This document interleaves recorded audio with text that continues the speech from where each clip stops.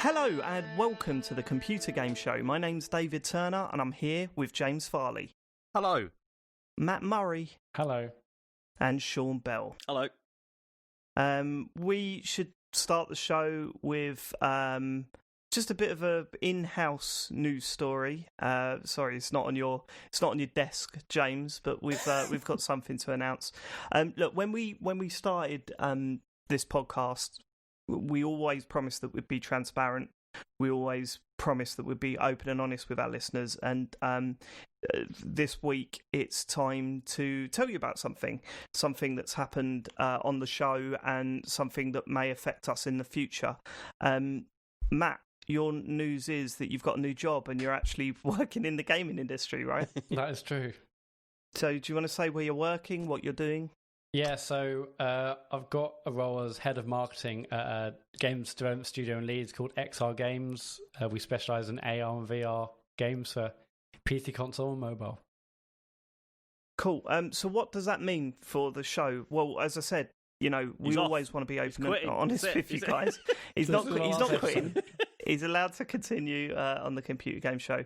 But what it does mean is that if games come up that Matt has any involvement with, even if he's working on it directly, but if within the office they're working on it, then Matt will review those games and will absolutely give them a flying recommendation. 5 out of 5 stars. So that will be happening. Mm-hmm. So just what I'm saying is that be on your toes. Look out for those ones, okay? There's a lot of 10 out of 10s, let me tell you, this year. Also, to get the job, Matt actually promised 4 live read adverts an episode, and I've got them here. So they'll be happening every 45 minutes. I'll be reading them out. We'll stick them in. It's fine. Oh, okay. Well, now's not the right time, but we will sneak them in. So, congratulations, Matt. I apologise to listeners, but that's just the way it is. It's business, baby. Yeah, that's how the cookie crumbles. Anyway, on with the show. We'd like to start by thanking our Patreon producers this week. They are Aaron Patrick, Simon Nelson, Tom S, Jack Oven, Moomin Biscuit, Richard Sawyer, and Dave Ernsberger. They are the full Nels team. Do you want to join that team? Do you want to join the team? Go to patreon.com/TCGS and sign up to the full Nels tier. You don't want to join that tier? There are other tiers there, aren't there, Matt? There's loads of them. Go and there's non-stop tiers over there, boy. Go and check out our Patreon, and we really appreciate anyone that supports us. It keeps us going. Thank you so much. Right, should we get on to feedback from last week's show? God, do you know what? Today, I mean, I've had a crap week. I've had a crap couple of weeks, to be honest with you. I've been in a right funk. But today, I was sitting there thinking, what a show we've got. We've got the PlayStation news, the Microsoft news that broke today. We've got the predictions from the PlayStation event, and we've got the results of your bet between you and James. The big bet. The big bet. I can't I'm quite nervous, actually. I don't know about you, James, because I know David and Sean have been talking about it, and we haven't really been privy to. Sean and I have come to a decision, and Matt and James have no idea what that decision is. So, but they did agree at the time that we get to choose the winner. So I don't remember is that what we said? I don't remember that. No, it can't be either of you two, can you? No, but surely there's either an answer or there isn't. What about how's it about you deciding the answer? Well, because there's not an answer or there isn't, is there, Matt? The price is all over the place. It's going to be crazy. Let's just get to it when we get to it. Let's just go with lowest, okay. I reckon. Feedback. Let's go. Yeah, I haven't received much of this because I was busy today, so Sean thankfully added us in, so I'm going to be reading it on the fly. I'm sure we'll find Chris. If his new employer's listening, he looks throughout the day. He looks throughout the day. He's not working, boy. Not just on his lunch. Not just on his lunch. Not anymore. Strictly professional.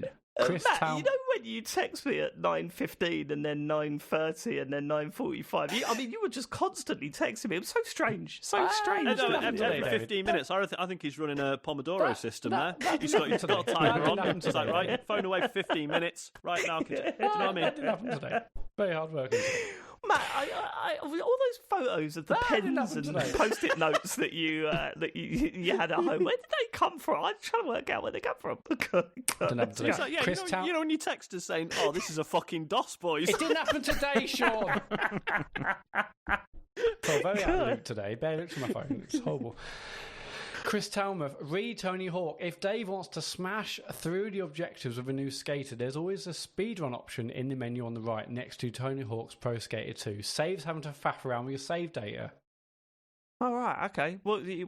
So you just got to do it, but you got to do it in one sitting. Does it save again, or why am I asking you? It was an email. He didn't say that. He said go to speedrun option, right? It's not like I'm on the phone to the listener there. That was you were reading aloud. Gotcha. I'll look into it. Thank you very much. I didn't know about that option. Have you seen any of the speedrun videos of people getting every objective in one run super quick? The thing is, I've seen them ridiculous prior to the remake coming out, so I've seen like how they do it. It's hilarious how quickly they get through that game. Yeah, how speedy they are. I mean, sometimes if I complete one objective in a run, I'm like, okay, I'm pretty happy with that. Are you still playing it? On and off. I mean, I've been playing other things, but how far into it are you? Like I think percentage-wise, you in the warehouse? No, not in the warehouse.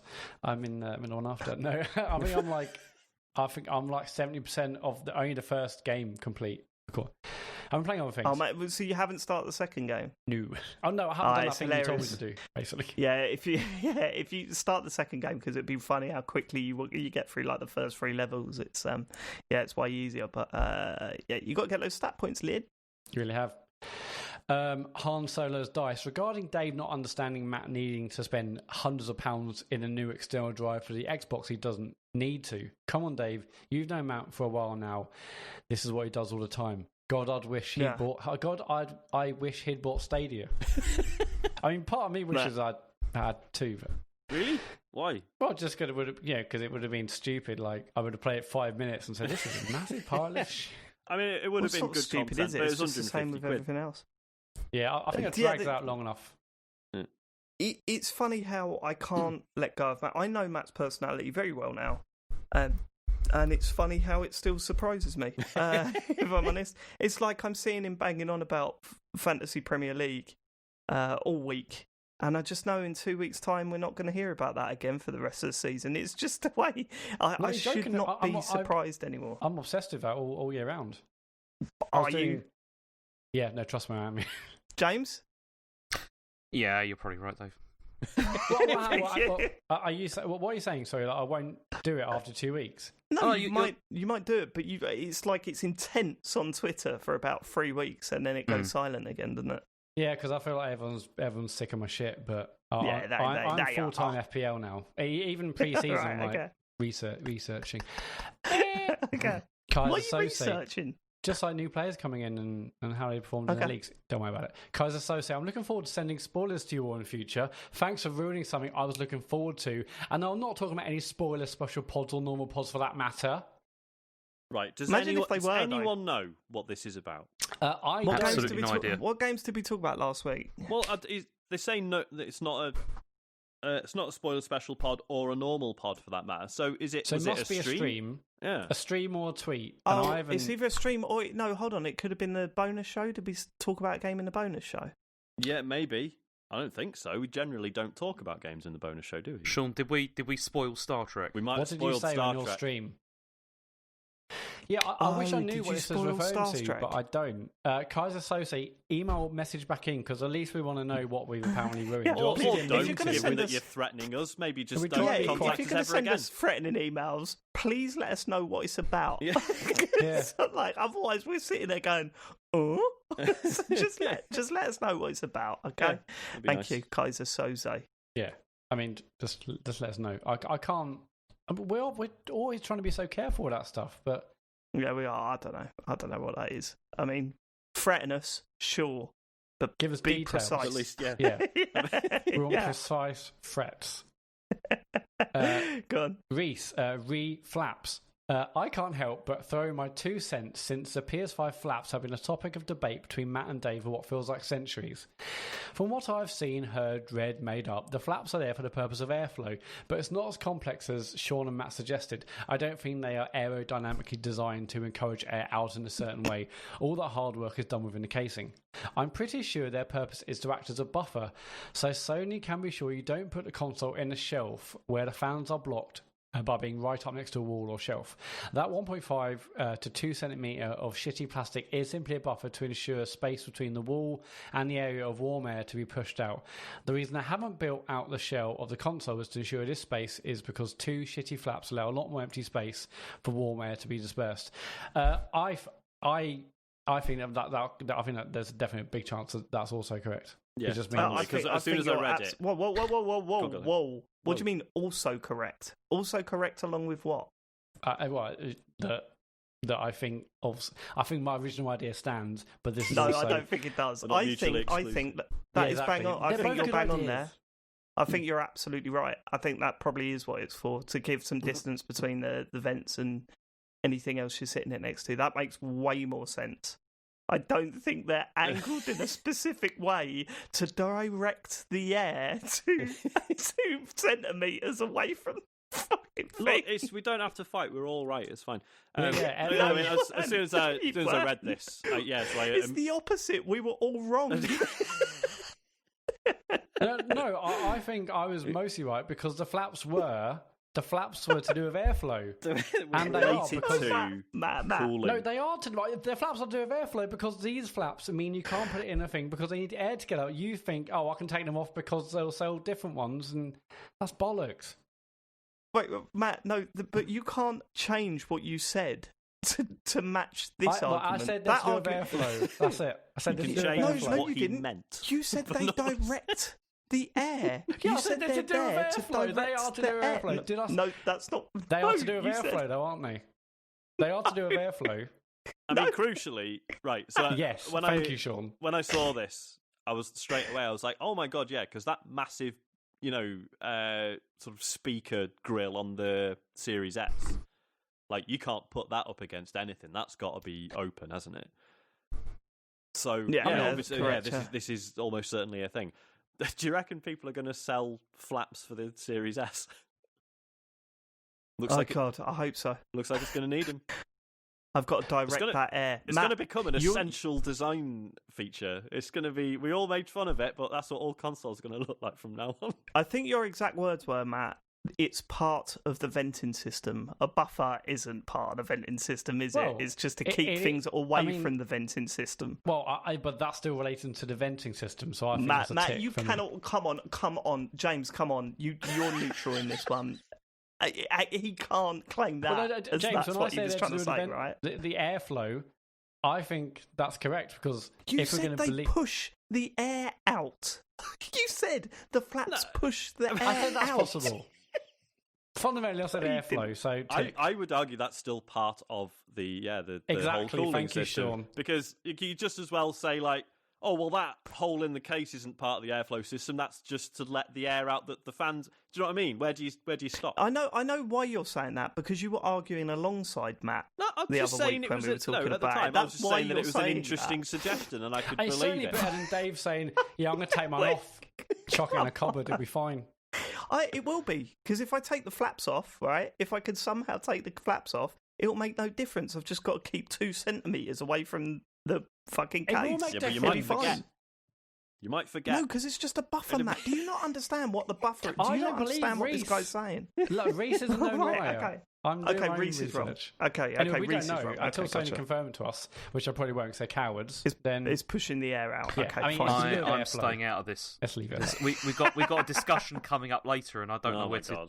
That's the point. Yeah, you don't want to upset anyone, do you, James? Because the decision's been made. The decision's been made. James. but don't worry but he about knows it's somewhat up to interpretation, so that's why he does. Right, Alexis. I know exactly where it's going, but yeah, go on. He's the nightmare. He's been like this. I'll tell you, listeners, he has been like this ever since this bet was made, right? And he knew that it was going to get complicated, and Sean and I had the final word. He's been going, "This is just a way to screw me," and that's all I've heard from him. Well, if we look at the history of this show, I think I've got pretty good reason to believe that is the case. We've got previous for screwing James over. Go on. In what? Give us some examples. Don't start that. Come on. You know that off the top of my head, I'm not going to be able to make a massive list of things. But generally, if things go wrong, I'm going to get the blame in some way. What do you mean? Name one example where we've screwed you. David. I can't think of one right now, but you know that that's the case. Brilliant. Go on. Go on. Matt, who's going on? It's you, mate. Oh, okay. You said go on. I assume you're still talking to James. That be the title of the episode? 6 Squid going on. Games. I'm a member of the Matt Murray Appreciation Society, but I have to call out it our doesn't cult. Exist. Well, he's a member of it. If so they say it does, then it does. Yeah, he's a member of it. So are you calling him a liar, Dave? Yes, I am. Okay, but I have to call out our cult leader's flagrant contradiction last week. Oh no. At our headquarters, between posters of Yu Suzuki and Yuji Naka, a photograph of Mr. Murray punching the air at a Daytona USA machine proudly adorns the wall, as there was no bigger fan of Sega's driving games. So imagine the community's shock and disappointment when Mr. Outrun himself admitted to having played Ridge Racer loads at the arcade, 1 hour 55:20 on the last show. Flirting with the dark side, aka Namco's racing games, poses serious questions about Mr. Murray's devotion to the Sega brand. The congregation will be meeting at the end of this week to discuss the matter in the hopes that a fearless leader will issue a formal apology. Before then, one swearing to never mention, let alone play, another racer of that ilk. We trust that the CEO of TCGS Co. and Lord of our Hearts will reaffirm his devotion by streaming a Sega racer shortly thereafter. By the way, another superb racer everyone should check out is Wreckfest. Wreckfest is interesting actually because basically I was looking for like Sega Rally on Xbox and people saying, oh well, there isn't one, but Wreckfest is another one that's similar. I think it was. You've never heard of it? Isn't Wreckfest? That's by the guys who did what was it? The Flat Out games, which are apparently very good. Yeah. And because it was just like it was kickstarted, and wasn't it just called like Next Car Game for about 4 years, and then they finally gave it a name. Yeah, it's really good. Can I just say, I mean, who sent that email in, sorry? That was 6 Squid Games. Right, okay, 6 Squid. How was it Matt playing, what was the game that you played? Ridge Racer? Yeah. How is it Matt playing Ridge Racer has brought his whole Sega fandom into question, and not the fact that we've repeatedly found out that he's barely played any Sega games? I mean, how is Sega Rally and Daytona? He's played Sega Rally and Daytona. It's not in me head, is it? and Burning Rangers and Knights. Okay, Knights. And what was the one that you said the other day that you really liked? It was Hang on a a minute. bit of an obscure one. Matt, have you actually ever played a Sonic game? Of course I have, you twat. That was a bit overly defensive. Yeah, it was. Very defensive there, yes, your joke, ha. Cool. James, I had a Master System that had played that Sonic that came with that. Played Sonic 2 with my sister loads. Sonic 3, didn't play Sonic and Knuckles. Played Sonic R. I mean, let's face it, most of them are shit. So I would actually let Matt off. Were they never good, Sean? They were never good. Yeah. That's not true, James. Sonic 2 multiplayer was brilliant apart from the slowdown. We had loads of fun playing that. It's like, it's a game all about going fast. Hang on. Matt, did you play this on the Master System? Sonic 2, no, it was on Mega Drive, mate. No, I was going to say the Master System one didn't have 2-player. Yeah, I know that because I played it on Mega Drive. Oh, Columbo's coming back. He tried to get me, didn't he? He tried to get me there. He did. But it did have, everyone's always setting up James. Did you play it on the Xbox One? Actually, I think it is available on the Xbox One, to be fair. It's did he? Right. Yeah, well, and you haven't bought it either, so... Yeah, exactly. Just... Yeah. It's Conky Donker. As we didn't get the normal Who Misses E3 tradition, perhaps we can replace it with who can get absolutely hammered during the Gotti show. If this is the case, what choice of booze would Matt and Dave get suitably smashed on? Why is this in the feedback, Sean? It's unbelievable. And what would Sean I put this in questions. Well, it's in clearly feedback. not. This is. Well, we'll answer anyway. What choice of booze would Matt and Dave get absolutely smashed on? What would Sean have to do instead of booze to get to the same level? E.g., run a marathon or stay up for 48 hours. I like that second one. That's great. God, I think I'd die. I don't know, what could I do? Mate, for you it'd be a can of Foster's, wouldn't it? I mean, that's not a dig, it's just you don't drink. Yeah, no, that'd probably hospitalise me. What would happen to you after one can of Foster's, though? That's a stream. Honestly, that's a stream. I think I'd probably just be really annoying. Yeah, I don't think it'd be funny. So it'll have no effect then. I think you definitely would be sick. Yeah, I think that would definitely. Obviously, I wouldn't want to, literally force a friend into drinking, but that would be a brilliant stream, as Dave just said. Are you worried, Matt? Are you worried it's going to be like Barney from The Simpsons, and he's just suddenly going to go, "Where have you been all my life?" Injected into my veins. I don't know. I mean, I don't really drink a silly amount anymore anyway, so probably just beer would do it for me. But if I had to choose, it would be Makers 46. Yeah, Makers and Coke. Let's go. Yeah, Makers and Coke. Let's go. That's the way to go. Yeah, I mean, I wouldn't want to get that drunk, but I can't deal with the hangovers. You want the truth? I wouldn't recommend it. I can't deal with the hangovers anymore. I hate it. Yeah, I hate the hangovers now. That Game of the Year show was horrible because I woke up the next morning and I was still drunk. You know, like when you wake up and you're still like that. And I was like, I've got to go to work now. And I had to walk to work because I couldn't drive because I was still drunk. At school as well. Yes, I had to do that as well. And I had a massive headache. It was the worst. It was absolutely terrible. And then I had the whole kept on having on my phone of you standing in front of a mirror with an empty bottle of JD. I'd love to try and resend that. I saw that the other day. I was like, what the fuck? Yeah, that was good. Okay, that was good. This is another question. This is also a question. Oh, sorry, I could have sworn I'd put these both under questions. It's a short one, so if you want to. Okay, Adam Capone. I was recently replaying The Beginner's Guide from 2015. It's a 2 to 3 hour cult classic from 2015. I believe it's the most creative walk-in sim game yet. I have a vague memory that Matt played it, but I can't remember if the others have. Just wondering if any of you are aware of what that game is, because if so, it could be a great stream. I don't believe I have. I played it. It was me. I played it. Was that the one with oh no, I'm thinking about Stanley Parable.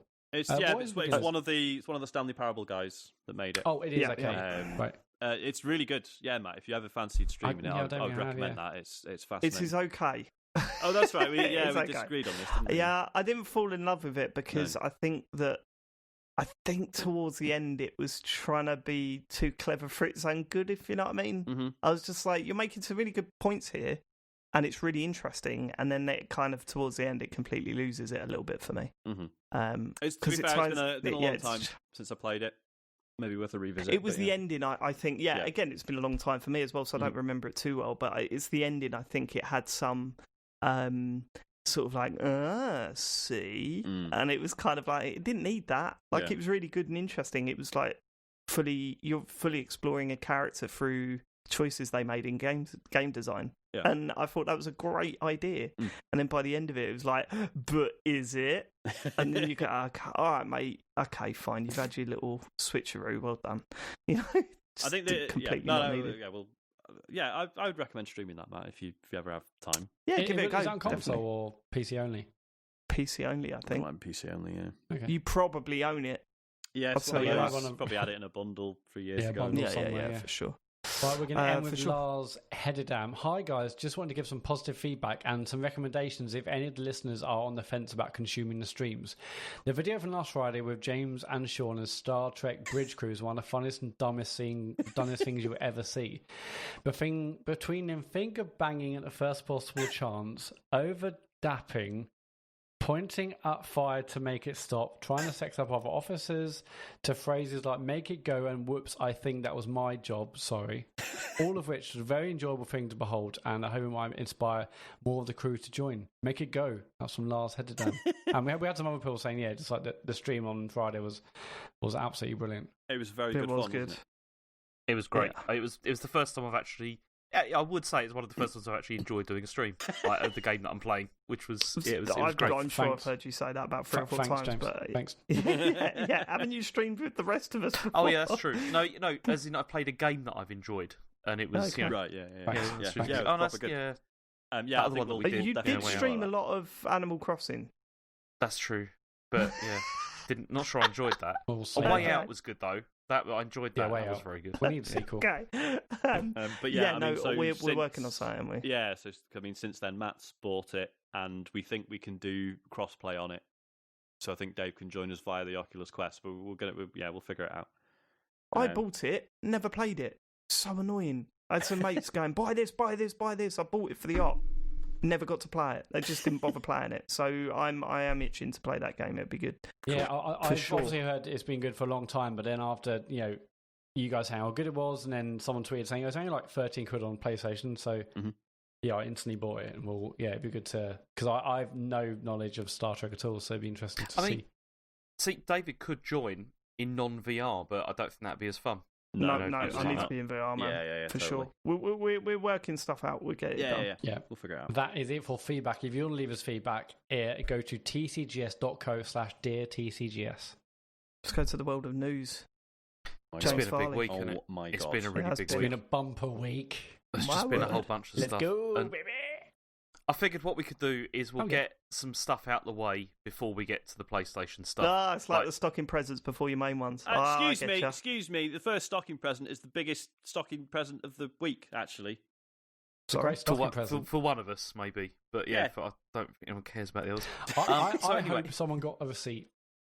Are you turning around and go, actually, I like the Satsuma and the shitty little toy from Powerland. Actually, these are Dave, my best presents in a way. Yeah, all right, mate. I'm waiting for my Series X wrapped up downstairs. Was like the variety of the stocking. This one was you can never complain about a good sock. Good. Okay, so we had a Nintendo Direct Mini, which was like one of their partner ones last week. They just suddenly announced it, didn't they? And then it happened. Or was it the day after? There was like a couple of days built up to this. Yeah. So, I mean, this is what they showed. They kicked off with Monster Hunter Rise, which is the next mainline game in the series, which is coming on the 26th of March next year. So, Sean, tell us why this is exciting. I've got lots of questions. I didn't get to watch any of this, sadly, and I've obviously heard about it, so I want to know what this game is about, Sean. So the Monster Hunter series has been in a weird place because, as we all know, Monster Hunter World came out a few years ago and totally smashed it like over in the West. The series has been huge in the East for ages, but it's never really crossed over here properly. But World totally managed that, but it did it by streamlining things quite a lot. And in a lot of ways, that was a very good thing, but there were things that people like me, who've been a fan of the series for a long time, sort of missed. And there was this rumor for ages ago that's like, we're going to put out Monster Hunter World, and it's going to be really streamlined, and it's going to be, we're hoping it's going to do really well, but we think we're going to try and basically run the series in sort of two different strands, one that's a bit more traditional and one that's the sort of World-style stuff. But then World did so well that I didn't think they would bother doing that. I think it's like, well, fuck the old ones, like, who cares? But it totally looks like that's what this is. It's on the Switch. Like, the Switch is, like, I think it's the only platform it's coming to, right? I mean, it certainly looks like a Switch game. You wouldn't get away with putting this out on, Series X or whatever. But yeah, it just looks, it's just a very cool new Monster Hunter game with loads of weird, mad shit they've added to it. It's got a dog that you can ride around on and can also hunt with you. It's got a grappling hook, which is actually like a little bug on a magic string that you just fucking throw around. And it basically looks like you can be Spider-Man and just climb around on walls and zip around and stuff. It looks fucking amazing. I'm so excited about it. So this is more of a... This is more like the All-Star Monster Hunter. It's not like World. Is that what you're saying? From what we can tell, yeah. Obviously, it's too soon to say because we don't know exactly what all the systems are and stuff. But what's nice is it's got some of the more modern stuff from World. For example, in all the previous, the older Monster Hunter games, every map that you would go to for a hunt was like split up into sections, and there'd be loading screens between them. World got rid of that, and that is gone here as well. So yeah, I mean, it's too early to say, but that suggests that yes, they are actually bringing this into the modern age. So yeah, But what's to suggest that this is also a bit more like the old one? Have they said that? Exactly? Just in terms of like all the weird extra shit they've added. So like the fact that there's this whole dog thing, massive dog that you can ride around on. So that's essentially like a sort of transport mechanic for getting around the map, but also it can hunt alongside you. They've also brought back palicos, which are these like cats that help you on a hunt. So in Monster Hunter World, like you had one with you, but it was kind of it was like you had one that was your mate, and I don't know, you had multiple ones, didn't you? No, I'm talking shit. Yeah, they were totally involved, but they're here as well. But like you can have a combination of two, so you can either have like one dog, one palico, or two palicos, or whatever. So it depends what you need in any given hunt. And just the fact that it's got like this Spider-Man stuff going on. It seems nuts, which again is kind of taken from World. But just seems absolutely ridiculous in that it seems you can sort of just swing around absolutely anywhere you want. So, yeah, I'm very excited. It's also coming out 5 days before my birthday, so cheers, Capcom. Very excited. Oh, that's bad, isn't it? Shouldn't it be after your birthday? Well, I'll just buy it for myself, won't I? Present from me to me, do you know what I mean? I mean, they also announced, so Monster Hunter Stories 2 is happening. This was like a sort of weird side thing they did on the 3DS, Monster Hunter Stories 1, which was like just a sort of story-based RPG sort of set in the same world. I gather it was absolutely fine. I never played it. And I don't know, this new one looked pretty good, I thought. But yeah, exciting stuff for me. Cool. Okay, awesome. So that's coming summer next year. The spin-off, Monster Hunter Stories 2. Then they showed Ori and the Will of the Wisps, which was launched on that day. So that was another Microsoft game. And they show that at the end. Are these not in order again? It's whatever. It's in order on the okay, game, Dave. all right, okay. Keep going. You're right. Okay. Supergiant Games, like Hades, that's coming out, and also The Long Dark. It's already come out. Yeah, hearing nice things about Hades. In fact, both of them are games. Hades, everyone's raving about. It's so good. It's the only thing that's annoying is because they mentioned when they said it was coming to Switch, they said, "Oh yeah, it's going to have cross save with the PC version." I was like, "Fucking brilliant!" Because I've played quite a bit of the PC version. They've launched the game, but the cross save is not in yet. So I've got it, and I'm a bit like, "Well, do I have to just start again, or do I wait?" Because I don't know how long it's going to be till they add the cross save stuff. So that's a bit annoying. But yeah, it's a fucking good game. Then we also had PGA Tour 2K21, which is coming in September, and Sniper Elite 4, which is coming this winter. Then there was Fitness Boxing 2, which is coming on the 4th of December. I'm up for that. Yeah, I'm up for that big time. It just looks really fun. Although I did think it was a bit weird when they said, "Oh, and you can dress your trainer in whatever you want," and showed them in a bikini. But that's fine. That is, I guess, I don't know. I thought that was a bit weird, but yeah, it's a bit weird. Yeah. I will be playing that game, I think. I don't remember the first Fitness Boxing. Was it a big hit that I just missed out on? I think it did very well, yeah. I think a lot of people went for it. It's, yeah. But yeah, okay. I'll be up for that. Then we had Balan Wonderworld, which is the 26th of March. Yeah, now, what they showed. Wasn't this shown at something else? Yeah, we saw this at one of the non-E3 things. It was the pre-show for the Microsoft. We've all forgotten about it because they showed Halo Infinite shortly afterwards. Oh yes, yeah. And that was like one of those like things that they used in Men in Black, that trailer. So I'd forgotten everything that had happened that night. Yeah, that Balan Wonderland. That's when they showed. Is it Yuji Naka and his mate? Yeah. Getting back together. And the game looked absolutely dreadful. Why didn't it? I didn't think it looked dreadful. Sit and play it. Just look at it. Honestly, it looks you like can't a play that game in all the best ways. Yep. Go back and play those Saturn games. I don't know, man. To me, it just looked like I can't sit and play that. It just, I'm sorry. It's not too cool to play that game, baby. Correct. Then we had Disgaea 6. God. Defiance of Destiny. Disgaea 6. Or is it Disgaea? I'm never sure. Yeah, I was right. Okay. Yeah, so Disgaea 6, Defiance of Destiny, that's coming summer. But then also they've done Disgaea 5 Complete is getting like a free trial for Switch Online members. Eurogamer said at some point, so we don't know when that's going to be. Does any of us play those games? Because I've never played them. I've never got into them. I feel like they're definitely my sort of thing, but obviously they're a bit too anime for me, maybe. But yeah, they're very technical, very interesting turn-based strategy games. So I probably should have a go. Really. When did Disgaea 5 come out? Is that recent or was that really old? Or I think that was a while ago, wasn't Disgaea 5 complete? I think that came out. That was like a Switch launch title. okay, Because I remember sort of hovering. When new console comes out and you just want games for it, and I was like, do I really want to spend £50 on Disgaea 5? Probably not.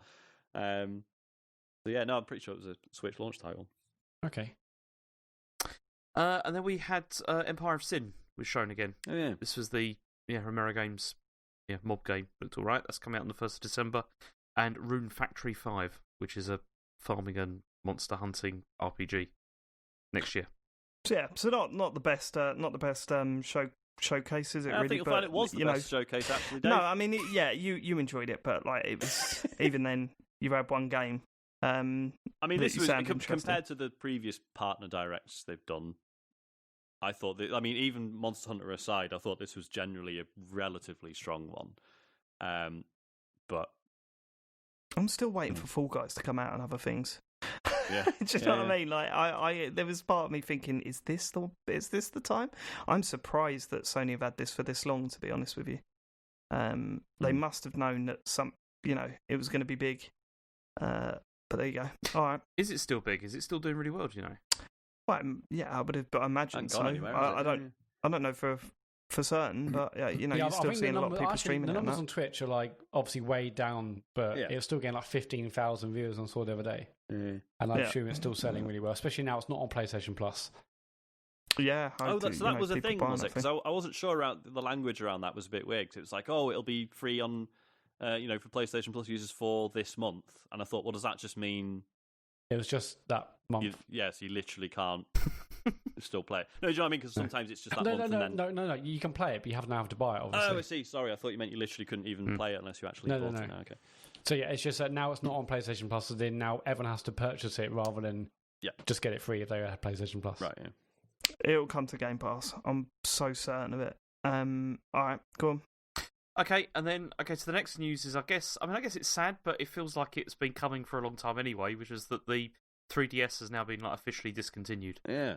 And that's that. I mean, it was noticed because the unbelievable story of that console, the situation it was released in, the competition at the time, and it was. I mean, I remember going to see it for the first time, the first iteration of the 3DS, going to like a press event thing. And looking at it, and I think I called you straight away, Matt, and just went, "It's really fucking cool, but it's really gimmicky." And what was it? The PSP was out around the same time. Is that right, or was that the DS? No, that was the original DS. Yeah, the DS. That was the original DS. What was it coming out alongside though? Well, the Vita came out, but I think that was a bit later. Vita, that's right. Yeah. But also, but by this time, also we had like iPhones and stuff by this point as well. Yeah, so everyone was kind of like, I do all my gaming on that, and that system did so well. It's unbelievable, really, wasn't it? Some of the games on it, man. It's that was a classic. Like Nintendo played it beautifully, like even releasing the 2DS at the right time, and all those little various different iterations. The Galaxy version, the new 3DS was. I mean, I've got one and I like it. But there was how many actual exclusive games were there for it? Was that Icarus? The Icarus game, was that it? Or was that different? That was the original 3DS. No, Icarus. Yeah, Icarus was on the original 3DS. Didn't it end up there was only about 3 games that were like? Yeah, I think so. Yeah. Was it the Xenoblade? One of the Xenos. Don't get us wrong. Ben's going to rip us. Ben is actually going to find me and kill me. Oh, wasn't it? I know it wasn't. I knew that one of the. Was it Hyrule Warriors? Oh yeah, Hyrule come Warriors out for it, and it was pretty much. It did work on the 3DS, but it was pretty much unplayable on that thing. Like you needed a new 3DS to play it. It wasn't even that good on the new 3DS either. No. Yeah. No. It was mainly better because of the way it tracked your eyes when you were using it, so it That's adjusted the 3D as you went. That was cool. But the new 3DS was great, like in that sense. Like it made the 3D really work, like absolutely perfectly. And it was, I mean, just at the point where loads of devs just went, actually, let's not make the games 3D anymore. Yeah. There were just tons of games coming out where it doesn't matter what you did with the slider. It's just like, nah, it's 2D, mate. Forget it. Yeah, but It's a shame, great console. It's not a shame, it was a gimmick, is it? but it was a nice one. Yeah, I mean, it being discontinued isn't really a shame. It's just the natural course for that console eventually. But it had a bloody good run. It had some really good games on it. So yeah, well it ran done, for a long Nintendo. time. I mean, it did 75.7 million units, which is pretty good. I mean, pretty good. I mean, yes. Well, the DS did 154 million. Okay, so it was like, so there is but it still, considering what it was going up against, like it was going up against like smartphones basically by this point, during their heyday. And it's during the heyday, we were all over smartphones now. No, I mean the heyday of like mobile gaming before like free to play, became a back thing. in there when smartphones were massive. Can't complain about free to play. We've been through this, James. You're not allowed to complain about it anymore. Why's that? Oh, because I don't subscribe to Arcade or whatever. Yep. Yeah, because you don't want those games, do you? You don't want those games. You love the free to play. It's official. It's official. Go on. So, okay, should we do the PlayStation stuff then? Let's do the PlayStation stuff. I can't wait. Okay. So last week we had this PlayStation event that had been like everyone was getting excited about. We were a bit, Matt and I were a bit sceptical about whether we were going to see prices and stuff like that because it's a weird thing to say. Well, no, that everybody was getting excited about. Because it was like in response, in theory, to like the leaks there were about the Xbox. Everyone was like, they've got to tell us the price, and all that. And like you look at the what's it called, the invitation or whatever, and it was like, we're just going to talk about games, and we were like, oh, are they really going to do this? But then things happened.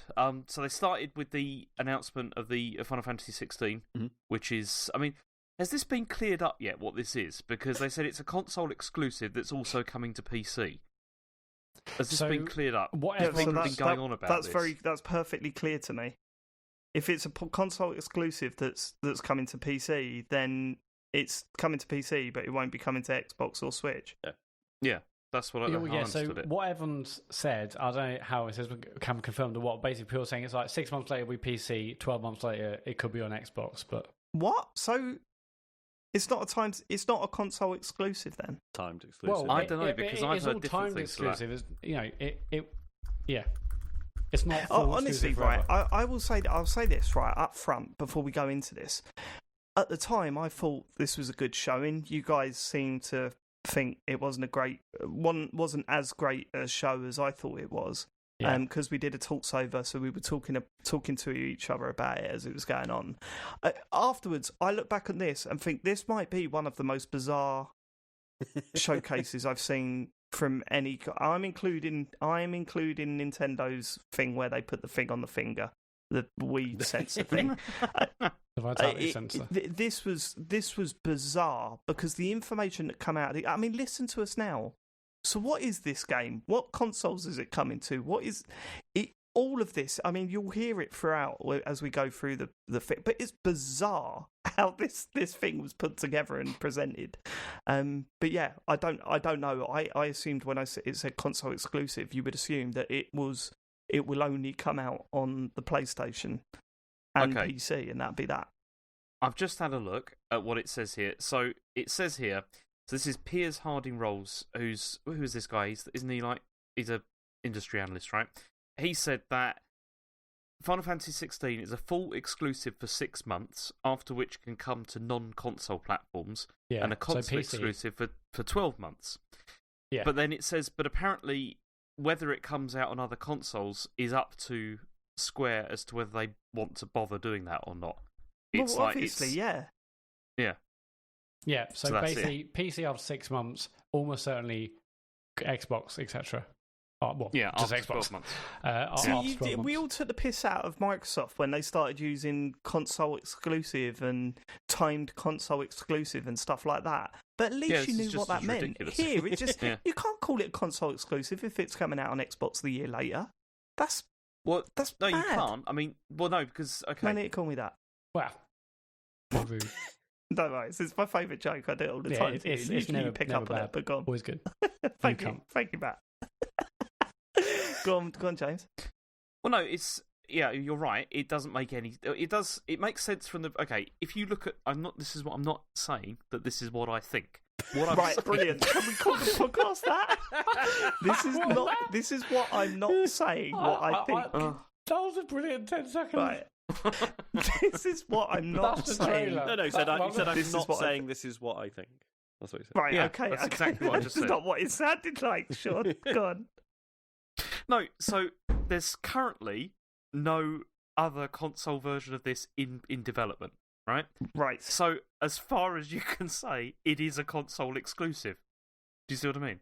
Yeah, but console exclusive has always meant that they ain't coming out on any other consoles. Yeah. And the timed console exclusive came in when these deals seemed to be time limited, and then they would come out on the systems later. Like Mass Effect was probably the best example of this, because when it came out on 360, we all knew that it would come to PlayStation eventually. It just took fucking ages to get there. And another good shout was the Tomb Raider. Was it the second one that come out on Xbox only for a year?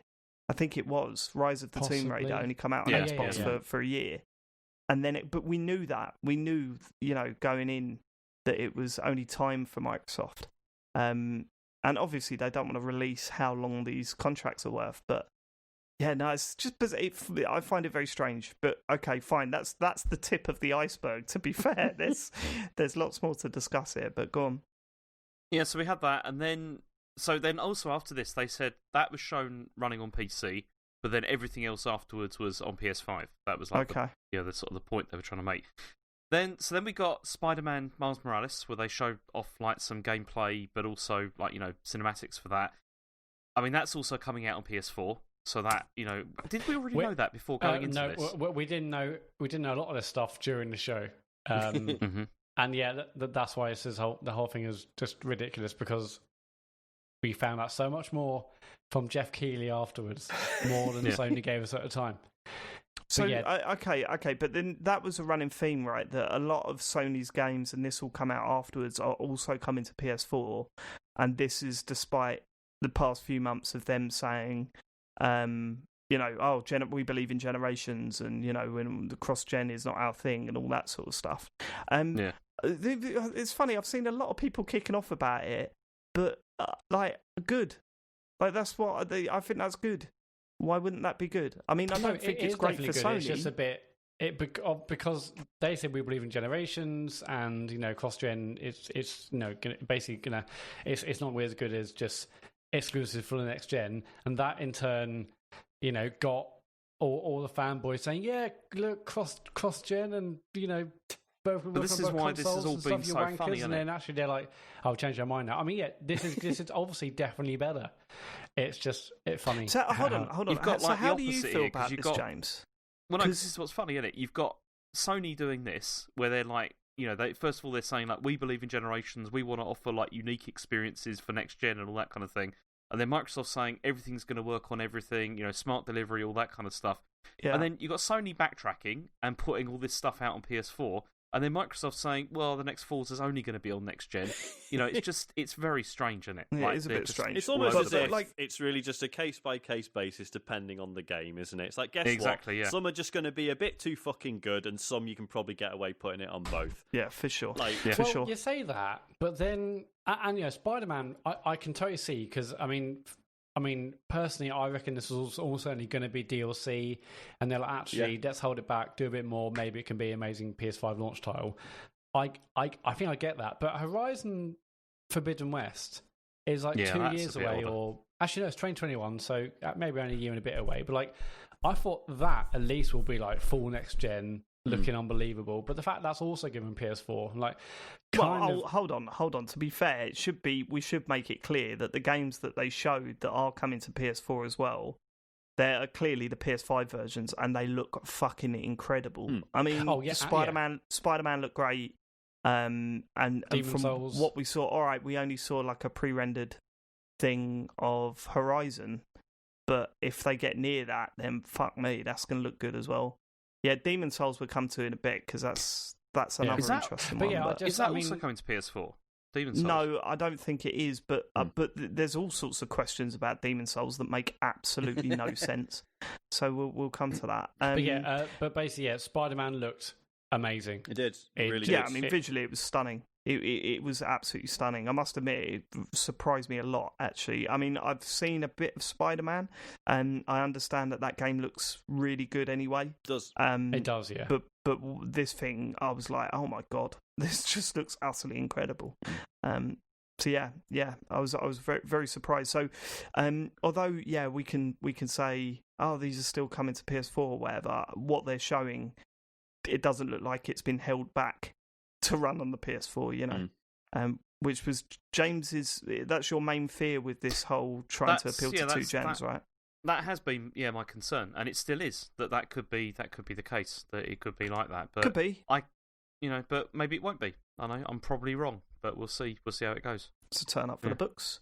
Okay, next. Then we had Hogwarts Legacy. Again, I must say it did look good. I saw people going apeshit for this. Like, obviously, Harry Potter fans. And we'll just say it now.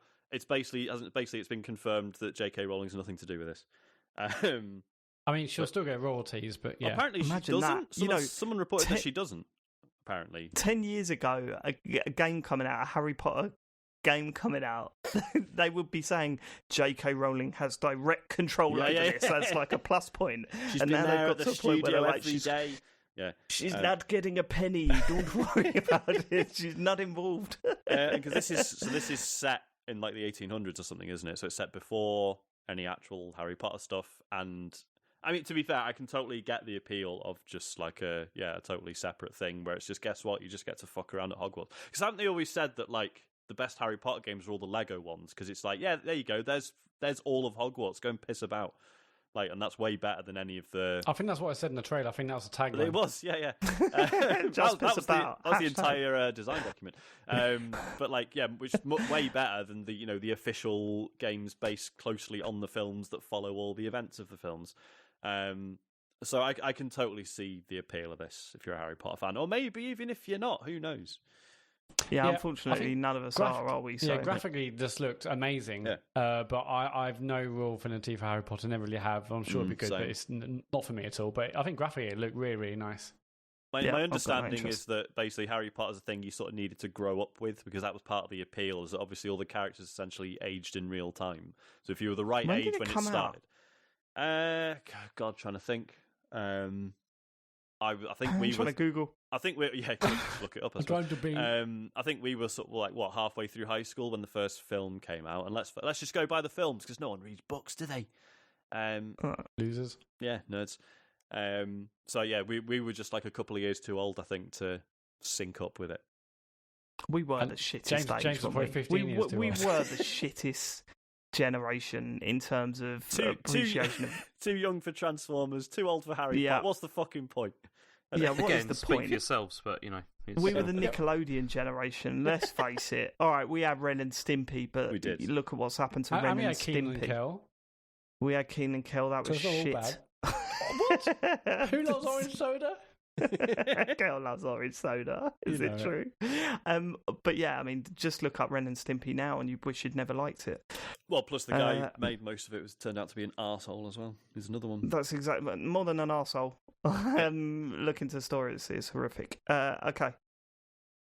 Then we had Call of Duty Black Ops Cold War. Yeah, they showed a trailer of like, I think it was one of the missions for that. And I thought that looked amazing. It looked good. Looks incredible. It was the campaign, so absolutely looks stunning. I've heard bad reports about the multiplayer alpha tests that they put out there. That's it seems to have dropped all the stuff people love about Modern Warfare. Now, I've not played it. These are just reports I heard from Special Moves podcast, so blame them if there's any sort of legal action coming our way.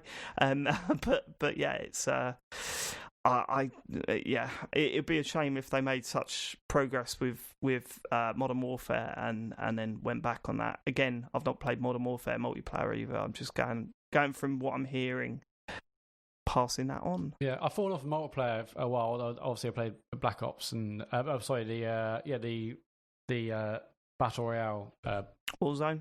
No, the one me, you and John like hammered on PS4. Oh yeah, that was the one before the Blackout. Blackout. That was unbelievable. I haven't played a single player COD in ages, but this trailer looked just like like a Mission Impossible film or Fast and Furious, it just looked ridiculous and bombastic, and again graphically it looks stunning. So Fast and Furious. Yeah, it looks like, it's all like dumb action film, explosions. Yeah, there's all cars doing bombastic flips set and shit. piece. Yeah, it looks awesome. Cars doing flips with soldiers running around. I must have missed that Fast and Furious. Actually, I've not seen one of them, so don't say, Fast and Furious calls, it's not happening. No, we wouldn't. None of us would say that. Good, thank God for that. That's a stupid idea, Dave. Thank you. Good, next. Then we had Resident Evil Village. They showed this off again. I thought this was a bad trailer. Pointless. It wasn't. I thought it was a bad trailer as well. This made me a lot less interested in the game. Yeah, really, when they first showed off that teaser, I was like, oh my God, they know exactly what they're doing with Resident Evil. And then when I saw this one, I was like, this just is not speaking to me at all.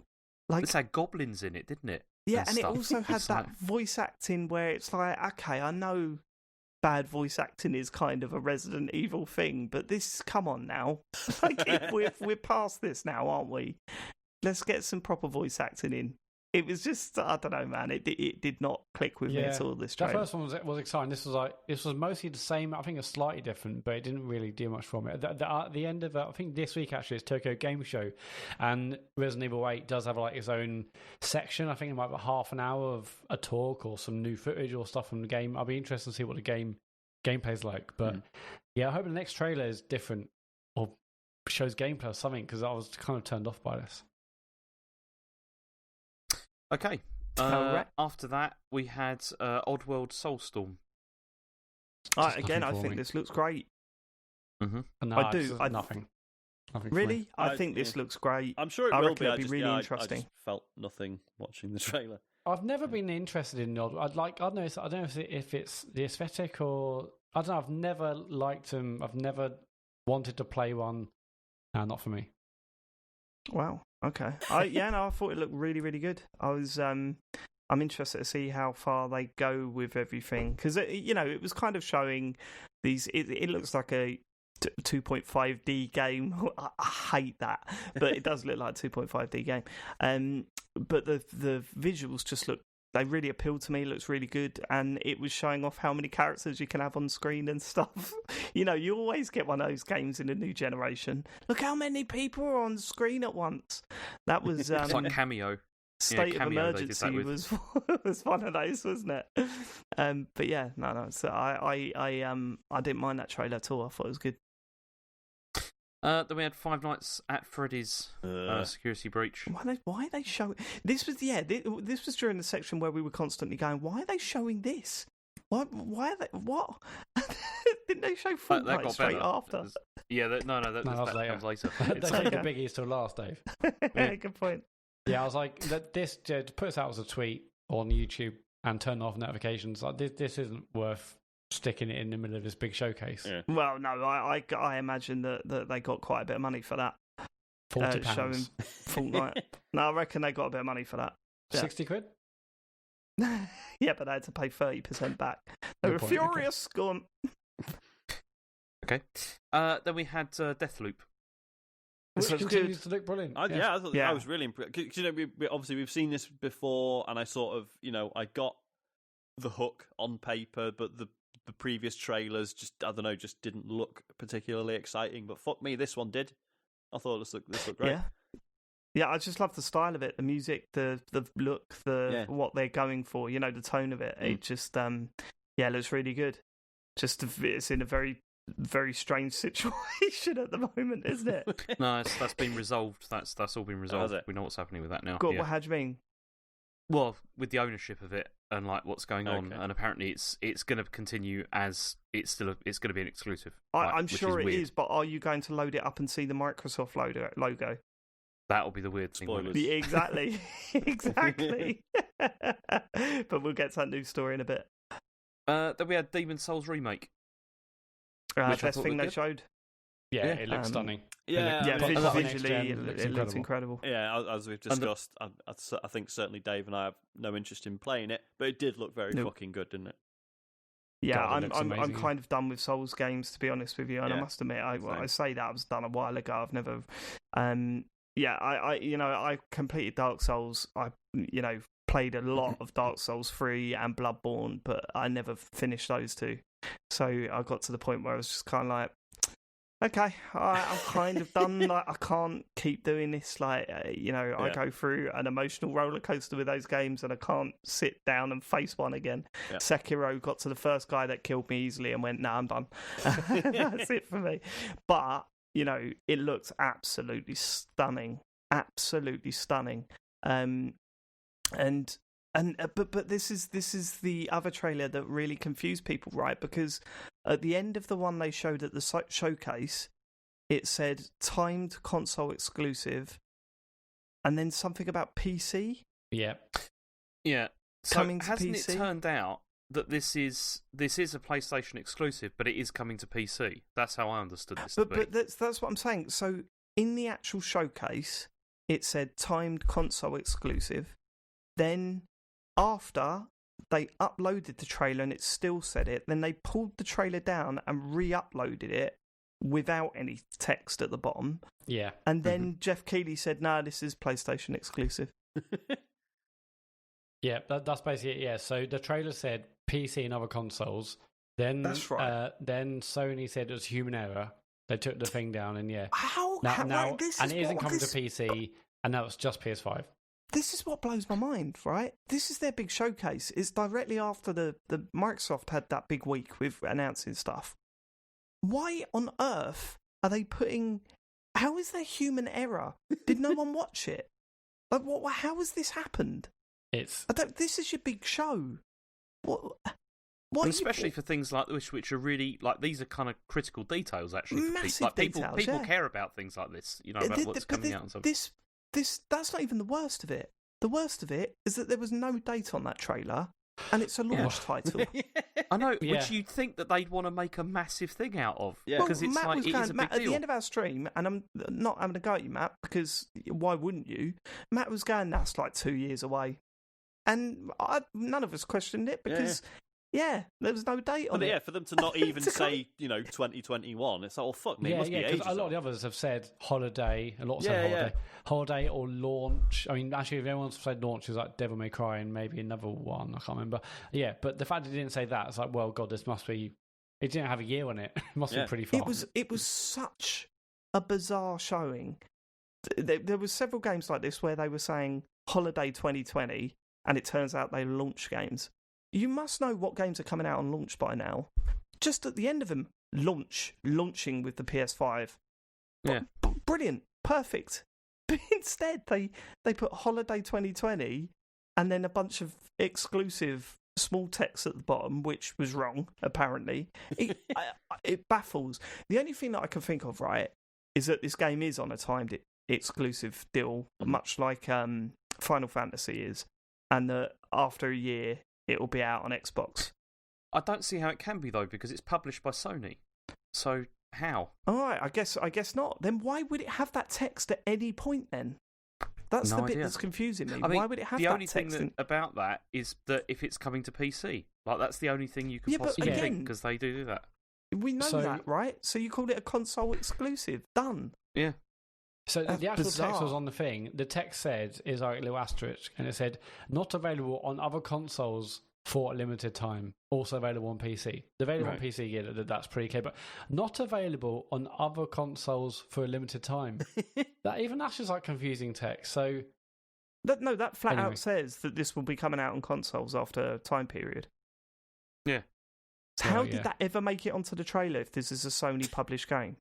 It's and ridiculous. If it's not true, like unless they've only got publishing rights for the first year, maybe that's it. They've said that that's not the case, so it's I don't know. Why was that text ever on that fucking trailer? It'll be one of those where negotiations were ongoing, so multiple versions of a trailer were rendered, and then some fuckers used the wrong file, which has happened. Does happen. Okay. Fine.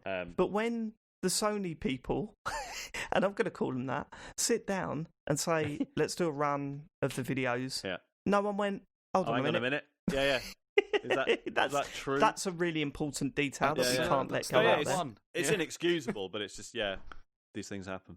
Yeah, I don't know. No, I don't know how these things happen in this situation. It's one of those, like you know, where it's like, these things happen. I think, okay, all right, yeah, I see how mistakes could be made there. With this sort of thing, I just think I have no idea how this happened. I have no idea how this happened. I'm not excusing it. This isn't the first instance of it happening. That's all. I mean, in terms of that confusion, that's definitely weird. And at the time, we're like, okay, no dates. And then Geoff Keighley basically gave us all the information afterwards, and that's confusing. Yeah. But what I've heard some people speculate is that hardly any of these had dates.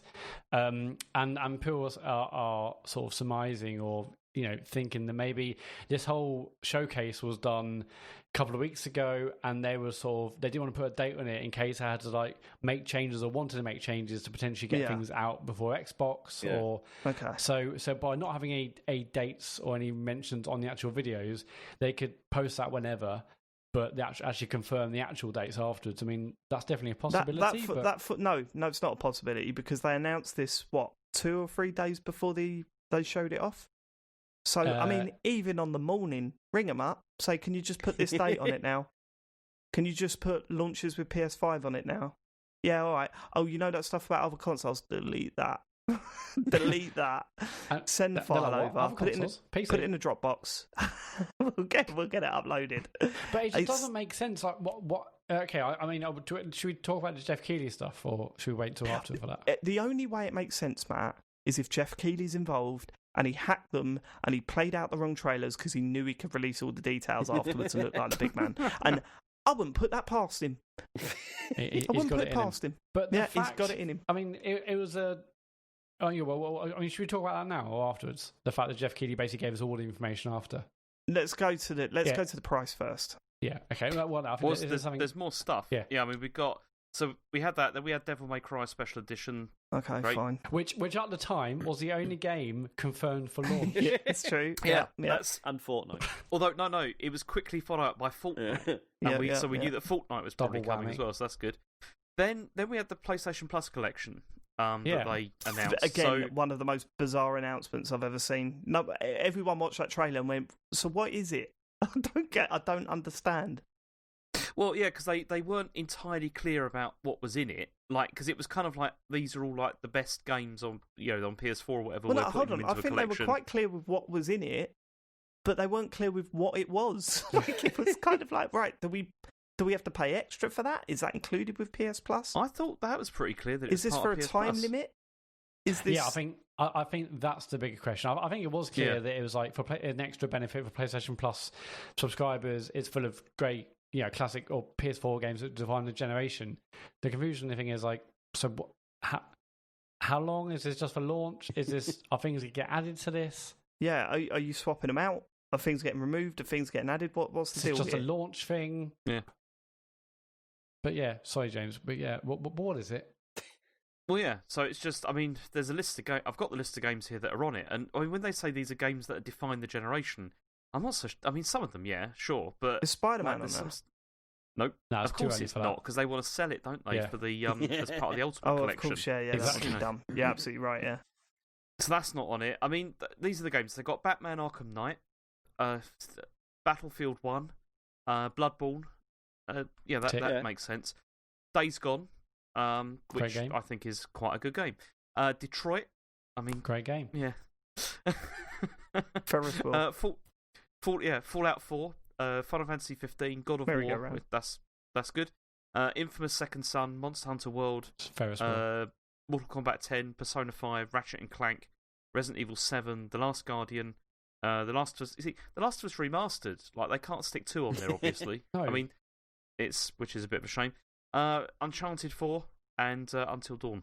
The games that nearly defined a generation. The other question is: are PS4 players getting this? Didn't sound like it, did it? It didn't sound like it, did it? It sounded like this was like a sweetener for if you. But yeah, a sweetener. But if you're a PS4 PS Plus subscriber, you're going, oh, so if I had a PS5, I'd get all these free games, would I? But because I've got a PS4, because I got the old one, I'm paying the same amount and not getting that. Well, because you got PS4, there's a good chance you probably played most of these anyway. This is for people jumping over to PlayStation who may have missed out on the last generation of great games. Okay, which is weird, isn't it? Because there's probably hardly anybody that's doing that. Yeah, exactly. There's only 100 million sold. There are billions of people in the world, James. Yeah, I know, but this is directly. This is for the launch of the PS5, right? Yeah. So the people that are jumping onto PS5 straight away, like they've probably got a PS4, haven't they? Right now. Well, no. These are people who haven't got a PS4. What? These are people who don't have a console and they're like, I want to get a PS5, or I was Xbox, I want to get a PS5, and I didn't have a PS4, didn't play all these great games. The problem with that is that then sort of suggests that this is, it's not their answer to Game Pass, but it's their answer to, oh, well, if I buy an Xbox, I'll have loads of stuff to play straight away. Yep, that's it. And viewed even just as that, it is very poor compared to Game Pass, I think. I know. And, there's people saying they're just PS4 games, and to be fair, when the Xbox Series X launches, most of the games on Game Pass will be Xbox One games. You know, so you can compare it that way. I would say the quality of these games are fantastic. I just genuinely believe the vast majority of people buying a PS5 in that launch period would have played the majority of these games. Yeah, I really believe that. Yeah. Definitely, they would have done. Yeah, it's one of those things where it's like it's a nice idea, but it's misplaced, isn't it? I don't think it's misplaced. It's like, as Sean says, it's an extra sweet. No one's going to be buying a PS5 to play these games. That's like, oh, you know what? I'll play Detroit. I know you will. Don't do that. That's why I'm getting a PS5. Gotta get the Detroit, baby. Yeah, okay, fine. So we had that, and then we had the announcement that everyone was waiting for, which was the price. The price. Up until this point, we're like, hang on. We've got 5 minutes left. Are they seriously going to not have the price? It was looking bad, wasn't it? It was honestly looking like they weren't going to bother. Yeah, but they came through.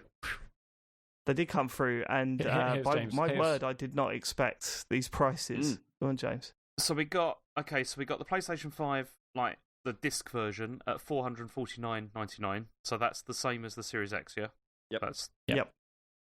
And then we got the digital edition, so without the drive, for $359.99. So $360 basically.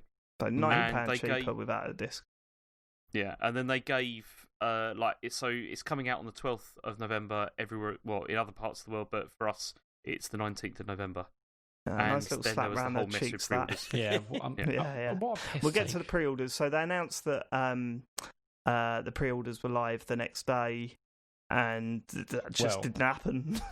We haven't got. There's still more on this to discuss before we get to the pre-order thing, because nothing was announced until afterwards anyway.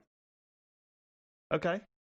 So, but yeah, the price. I mean, you say you weren't expecting it. This is surely in the ballpark of what we were expecting. I mean, it's amazing, and there's two things I wasn't expecting. One, I didn't think they were going to put their higher price console at the same level as Microsoft's. I thought they were going to be slightly higher and slightly lower with their two SKUs.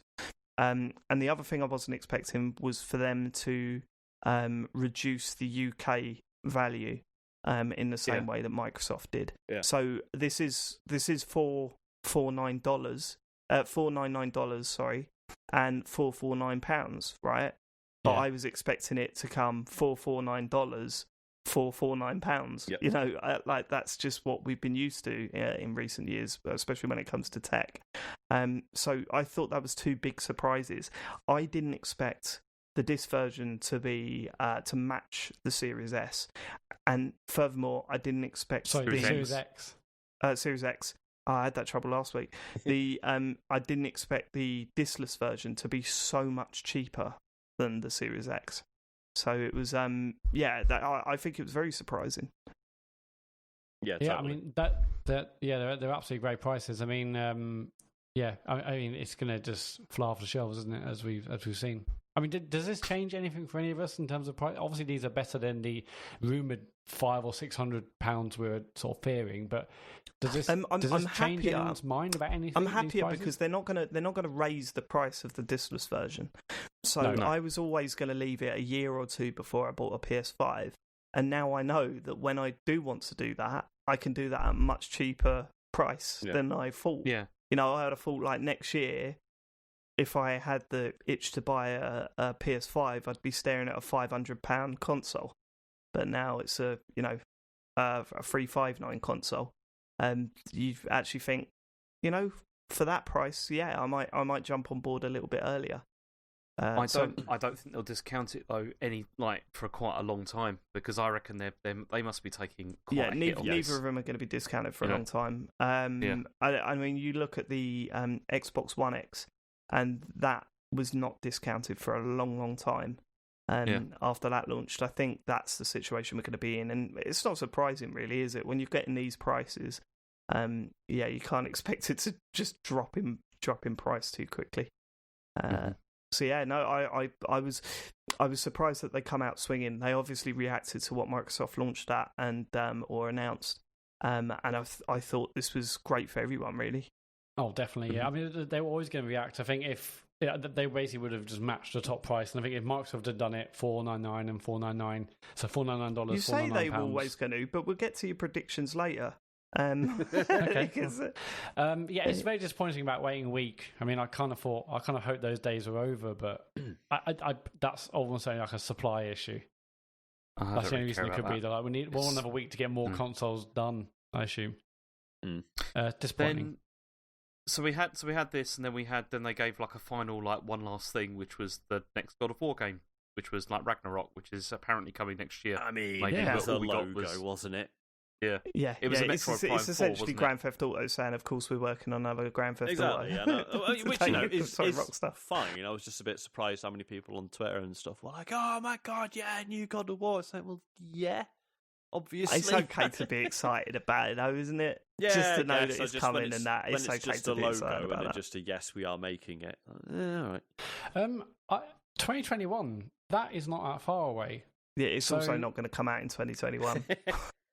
Well, no, I mean, are we thinking this is like a massive God of War 2018 sequel, or maybe it's a Miles Morales style thing? No, I think it's a full sequel. Yeah, it's a full sequel, and it will come out hopefully at the end of 2022.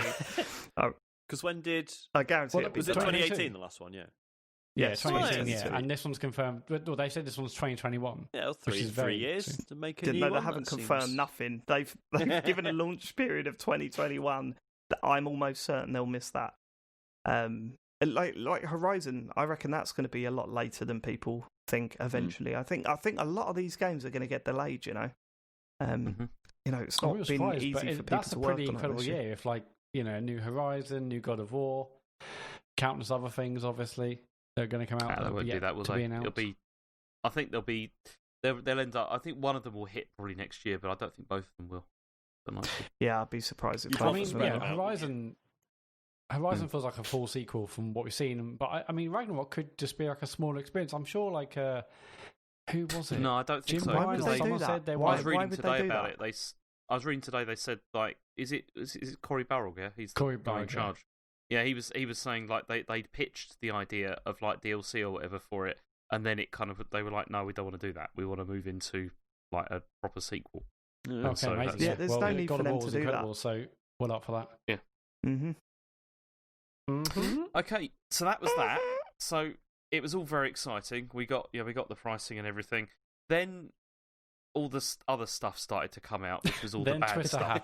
Should we cover the pre-order stuff, because I think this was the biggest problem. No, you go on, James. You said no, I thought you were going to do it. I didn't know if you were going to. Okay, so either way, I mean, pre-orders were chaotic, shall we say? Because what happened was that they went live on Wednesday night, like UK time, before they'd actually been officially announced, and people were obviously upset about this because in August, Sony had said that it wouldn't surprise reveal like PS5 pre-orders. Like, I mean, Eric Lampel said, I think it's safe to say we'll let you know when pre-orders will happen. And then he said, it's not going to happen with a minute's notice. We're going to at some point let you know when you can pre-order a PS5, so don't feel like you have to go and run and line up anywhere until you receive official notice on how that will work. But obviously that didn't happen because pre-orders did go live. So, I mean, Sony have since apologised. Like, they came out and said, let's be honest, PS5 pre-orders could have been a lot smoother. We truly apologise for that. Over the next few days, we'll release more PS5 consoles for pre-order. Retailers will share more details, etc. and that was that. But yeah, people were obviously upset. Yeah, the whole thing, how it went down was just crazy. So obviously, straight after this, Geoff Keighley was saying, "Oh, actually, some games are launched, or some games are this, and actually, I've heard pre-orders will be tomorrow." And they said, "Actually, I've heard some retailers will have stock tonight." And at this point, still nothing from Sony. I think then or after then, Sony's like, "Don't worry, pre-orders tomorrow." And I think GameStop was one of the first to basically break street day or just. It was Walmart, wasn't it? Well, I think it was GameStop in stores, like you could pre-order now, online later. Then Walmart said, "Okay, us too," and basically then all bets are off, and everyone said, "Yeah, solid, pre-order now." And this is before. I mean, and then obviously we'd already know at that point that everyone said, Sony said, "Don't worry, pre-orders tomorrow." And by the time tomorrow actually arrived, websites have been down. You got to wonder what advantage have they got of breaking street dates for pre-orders. Because people are so desperate, they're like, well, I'll just order at GameStop, I guess, instead of wherever I was planning to pre-order. Yeah, I know, before. but it's not like they're not going to sell out of their allocation, is it? Like, the other retailers ain't going to, like, Amazon ain't going to... They're not like, oh, no, everyone's going to get it from GameStop. No one's going to buy our ones now. No, but it's just like, everyone's like, pre-order's live, and everyone just jumps on whoever they can get it just because they want to guarantee a pre-order. So it's crazy. I wonder if Sony are pissed off at them for, wrecking it all, for turning it into a massive farce. Yeah, it was a bit of a mess, and I feel sorry for the people that really wanted one and weren't able to get one. I hope Sony keep to their word and say, look, we're gonna do, release extra stock and all that sort of stuff. I hope that happens because obviously you'd be really don't worry, pissed off tomorrow. Everyone's like, okay, cool, I'll go to bed, get up early, and by the time they wake up in the morning, it's like, everything's on fire. I heard a theory from a rather pro-Sony consumer, should we say, saying that this is exactly what Sony wanted to stop scalpers using bots to pre-order all the consoles. And I thought, was it really? Or are we trying to spin this a little bit here? Because, it was just a fucking mess. I guess, but no, I don't think so. Surely that's not how they would have wanted it to go down. So.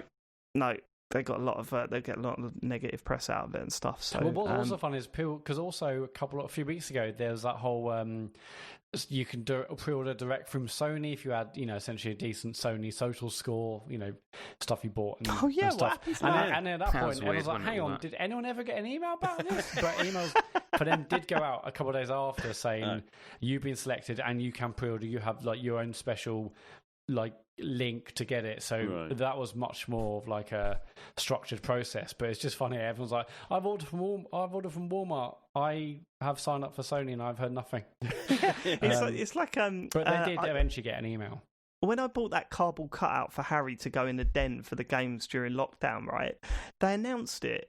Millwall announced it and then said the players and the manager have decided to buy the first 600 people that buy one, right? And what happens? You buy it and then you get your money back, if you're in the first 600. But I was there the moment they launched it, so I bought one straight away. I'd heard later that afternoon that they'd only sold about 500 of them, so I thought, sweet, I'll get my money back. Just never emailed me again, didn't get a penny back. I think they just hoped that whole thing went away. It was fucking shocking. Anyway, Sony are doing the same thing here, apparently. I mean, it is a shame. It is a problem. I think obviously they wanted to jump in front of Microsoft in terms of getting pre-orders in. And they did a bloody good job of that. I mean, they did. They seem to be sold out. That was amazing. Right? Pre-orders now, whoa, that totally shit on Microsoft's parade, didn't it? So who's got one? I have. So did you go? You went for the disc version, right? I went for both. And I'll cancel one close to a time. You're part of the problem. I've got to make sure. I think I'm 99% going to go for disc. Just on the very, very rare occasions I sort of buy a disc. I'm mostly digital, but I just want the option. And although the digital one looks better, I think it just looks nicer without that bulge. I'll go for disc. And then, let's face it, neither of them look good. We got Dimensions. Was that this week that they announced the Dimensions of the thing? We got pictures from the FCC and some other stuff. It's officially confirmed that it is the biggest video game console of all time. And remember the original Xbox One? This is bigger than that. I said on Twitter, every time I see it, I'm like, is it really that big? And you know these things are going to look even bigger in the flesh as well. Yeah. Like you can look at the scale things. So I've got one of each. But I'm fairly sure I'm going to just go with disc. But so that's it. I mean, if you didn't manage to get one, it's because people like Matt that get multiple ones just to make sure, and then cancel them all at the last minute. Scalper. Exactly. So you're essentially just stay tuned. I'll probably cancel it a week before. I'll let you know. Okay. I'll let you know, and then just wait until it goes through, and then you can click the link. So who else? Sorry, I think I jumped in. And Dave, no one. I didn't know. Anyone else? Nope. Okay, so this is, I've not been looking forward to this. Oh my god, what? At all? Have you got 8 of them? Here we go. No, I've got one. Because despite obviously saying I'm not interested, there's loads of reasons why not, why I don't want to do it. The pre-orders went live, and I just went, I'll just see if I can do it or not, and it went through, and I was like, oh, okay. So you're going to cancel it? No, I'm not going to cancel it. Okay, right. Let's ask this. Right, okay. Tell me why I'm mad. Go on. Yeah, we know why Matt has pre-ordered.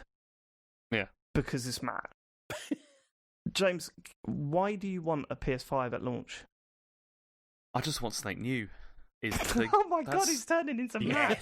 Yes. That's basically it. I just want something new. Yeah, James has been very excited all week. But you're getting an Xbox as well. That's why I'm going to get the Series S. That's why I'm not getting the other one. But I think you spent 2 weeks explaining to me why it was the right idea to get a Series X, and now at the drop of a hat. Yeah, that's true. Yeah, that's true. Yeah. No, did you hear that? Is that true reaction? Yeah, that is true. No, I didn't. Yeah, I did. Yes, I did. Sorry, James. As I said, I'm inconsistent, but it's. Say I that just again. wanted something new. James, do you say you got the digital edition of this? No, I got the disc one. Oh, you went disc. Well. Okay, cool. Yeah, I went disc. Madness. Yeah, it is madness. You were saying to me, all my third-party games I want to play on the most powerful console, and that's the Series X. So I'm going to get a Series X, and then later down the line get a PS5. And now, out of nowhere, by sheer impulse, that whole thing's flipped around.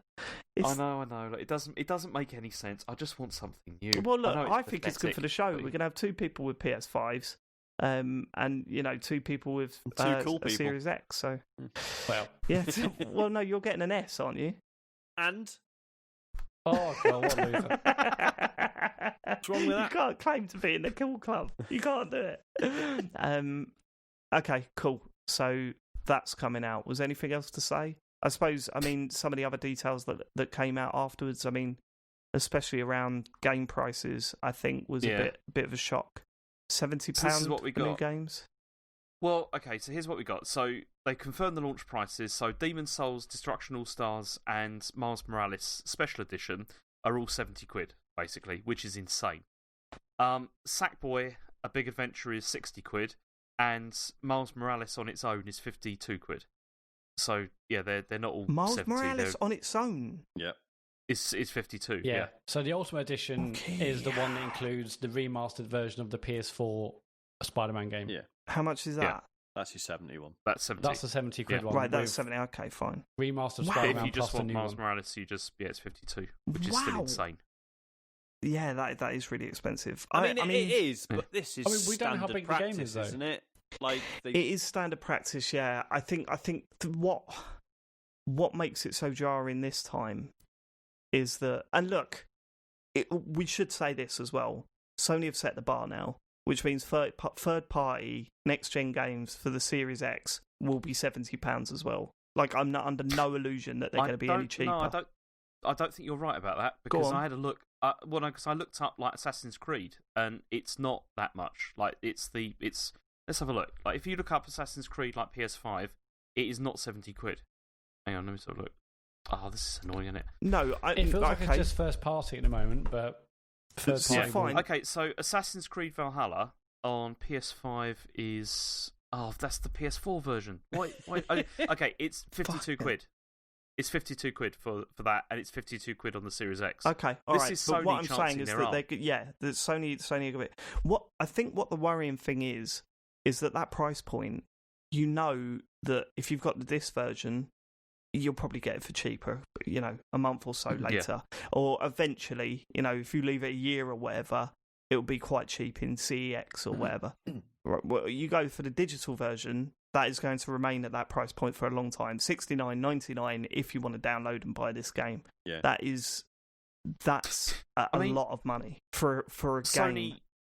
They do quite frequent sales on PSN. They do. But they're not that great though. And this is why I went for the disc version of the machine as well, because I still think it's going to be like any money that you're going to save, like the £100 or whatever you're going to save on that. It's you're going to make it back quite quickly on savings on games, I reckon. Yeah, on discs. And the the thing. Sorry, going back to my original point, Sean. The thing I think is so interesting this time round, because you're right. When next-gen games come out, they always have a higher price point, and then they slowly come back down to what we used to, right? But I think the difference this time is that Sony are going one way with it, and Microsoft are going a completely different way with it. And in terms of value for money, once you've bought these consoles, it's pretty crazy. Because what is it? What'd you say? 6 months worth of Game Pass? But then I suppose the difference is that Game Pass won't include exactly games that show games, off the graphical powerhouse of it's not Series really X. the same to compare, really. But the PlayStation, the Spider-Man thing is interesting because there's a few caveats for this. So one, Spider-Man is great on PS4. Sony have said if you've got the PS4 version, you will get the free upgrade to the PS5 version of Miles Morales. That's great. The Ultimate Edition of Miles Morales includes the remaster of Spider-Man, but that's the only way you can get that. There will not be a disc version of that remastered Spider-Man. So if you really want to remaster they've made Spider-Man, it so that you might as well buy the £70 one. Because it's only a little bit more. You have to get Ultimate if you want to get remastered Spider-Man. But then a lot of other people I've seen on Twitter saying, hang on, I could just buy the PS4 version of Miles Morales, which is cheaper. I've seen it for like £44, and then put it on my PS5 and I'll get the upgrade. So right now I can't see a reason for that not to be a good idea, unless you really desperately want the PS5 packaging and or want the Ultimate Edition with the remaster. But if you just want Miles Morales, you don't care about playing 2018 Spider-Man, then it seems like getting the PS4 version and getting the upgrade would be cool. Yeah, I don't know. It's a strange one.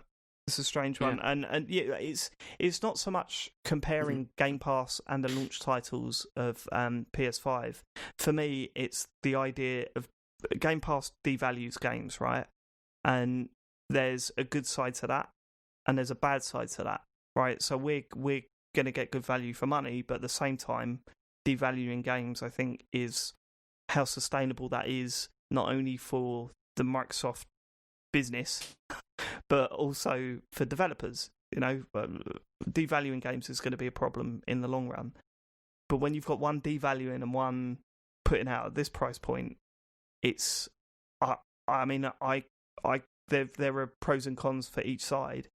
But I do think it's really interesting. And that's why the £70 price point seems way worse than it does usually when a new generation, starts up. So but that's assuming that all third parties jump on those prices as well. And that's going to be interesting to see which ones go for it. You've got to expect EA to, right? That's going to be loving that. And not only that, are we saying that if these games are coming out at £70, are they going to chill out on the microtransactions a bit? Because I think certainly will. Not. Definitely not.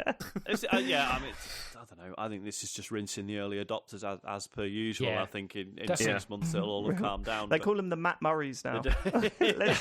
let's go out there and get the Matt Murrays. The thing is, they're £70. These consoles are going to sell out if they haven't already sold out or whatever. It doesn't matter what consoles would have cost, they were sold out, and people will be lapping up £70 games because they want to play something on their new console. So whether this stays for the whole generation, whether they think actually maybe games will start to go a bit more as they are now, price wise, or what? Do you not think the state of the world at the moment is going to have an impact on that, Matt?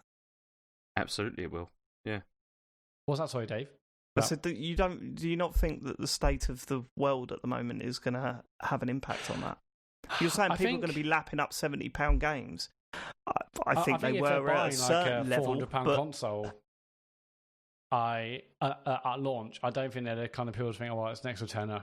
I don't think they go buy the console and say, I'm taking a stand and not buying this game because it's £70. I think if they're buying a console, then they'll probably pay the extra £10 to play these games. I mean, whether that shakes out in the long run, who knows? But I don't reckon that these prices are going to stick around for very long. Honestly, I don't. I don't think they need to. I think that their job is to get as much money as they can early adopters, and they might not. They don't need to. They just need to.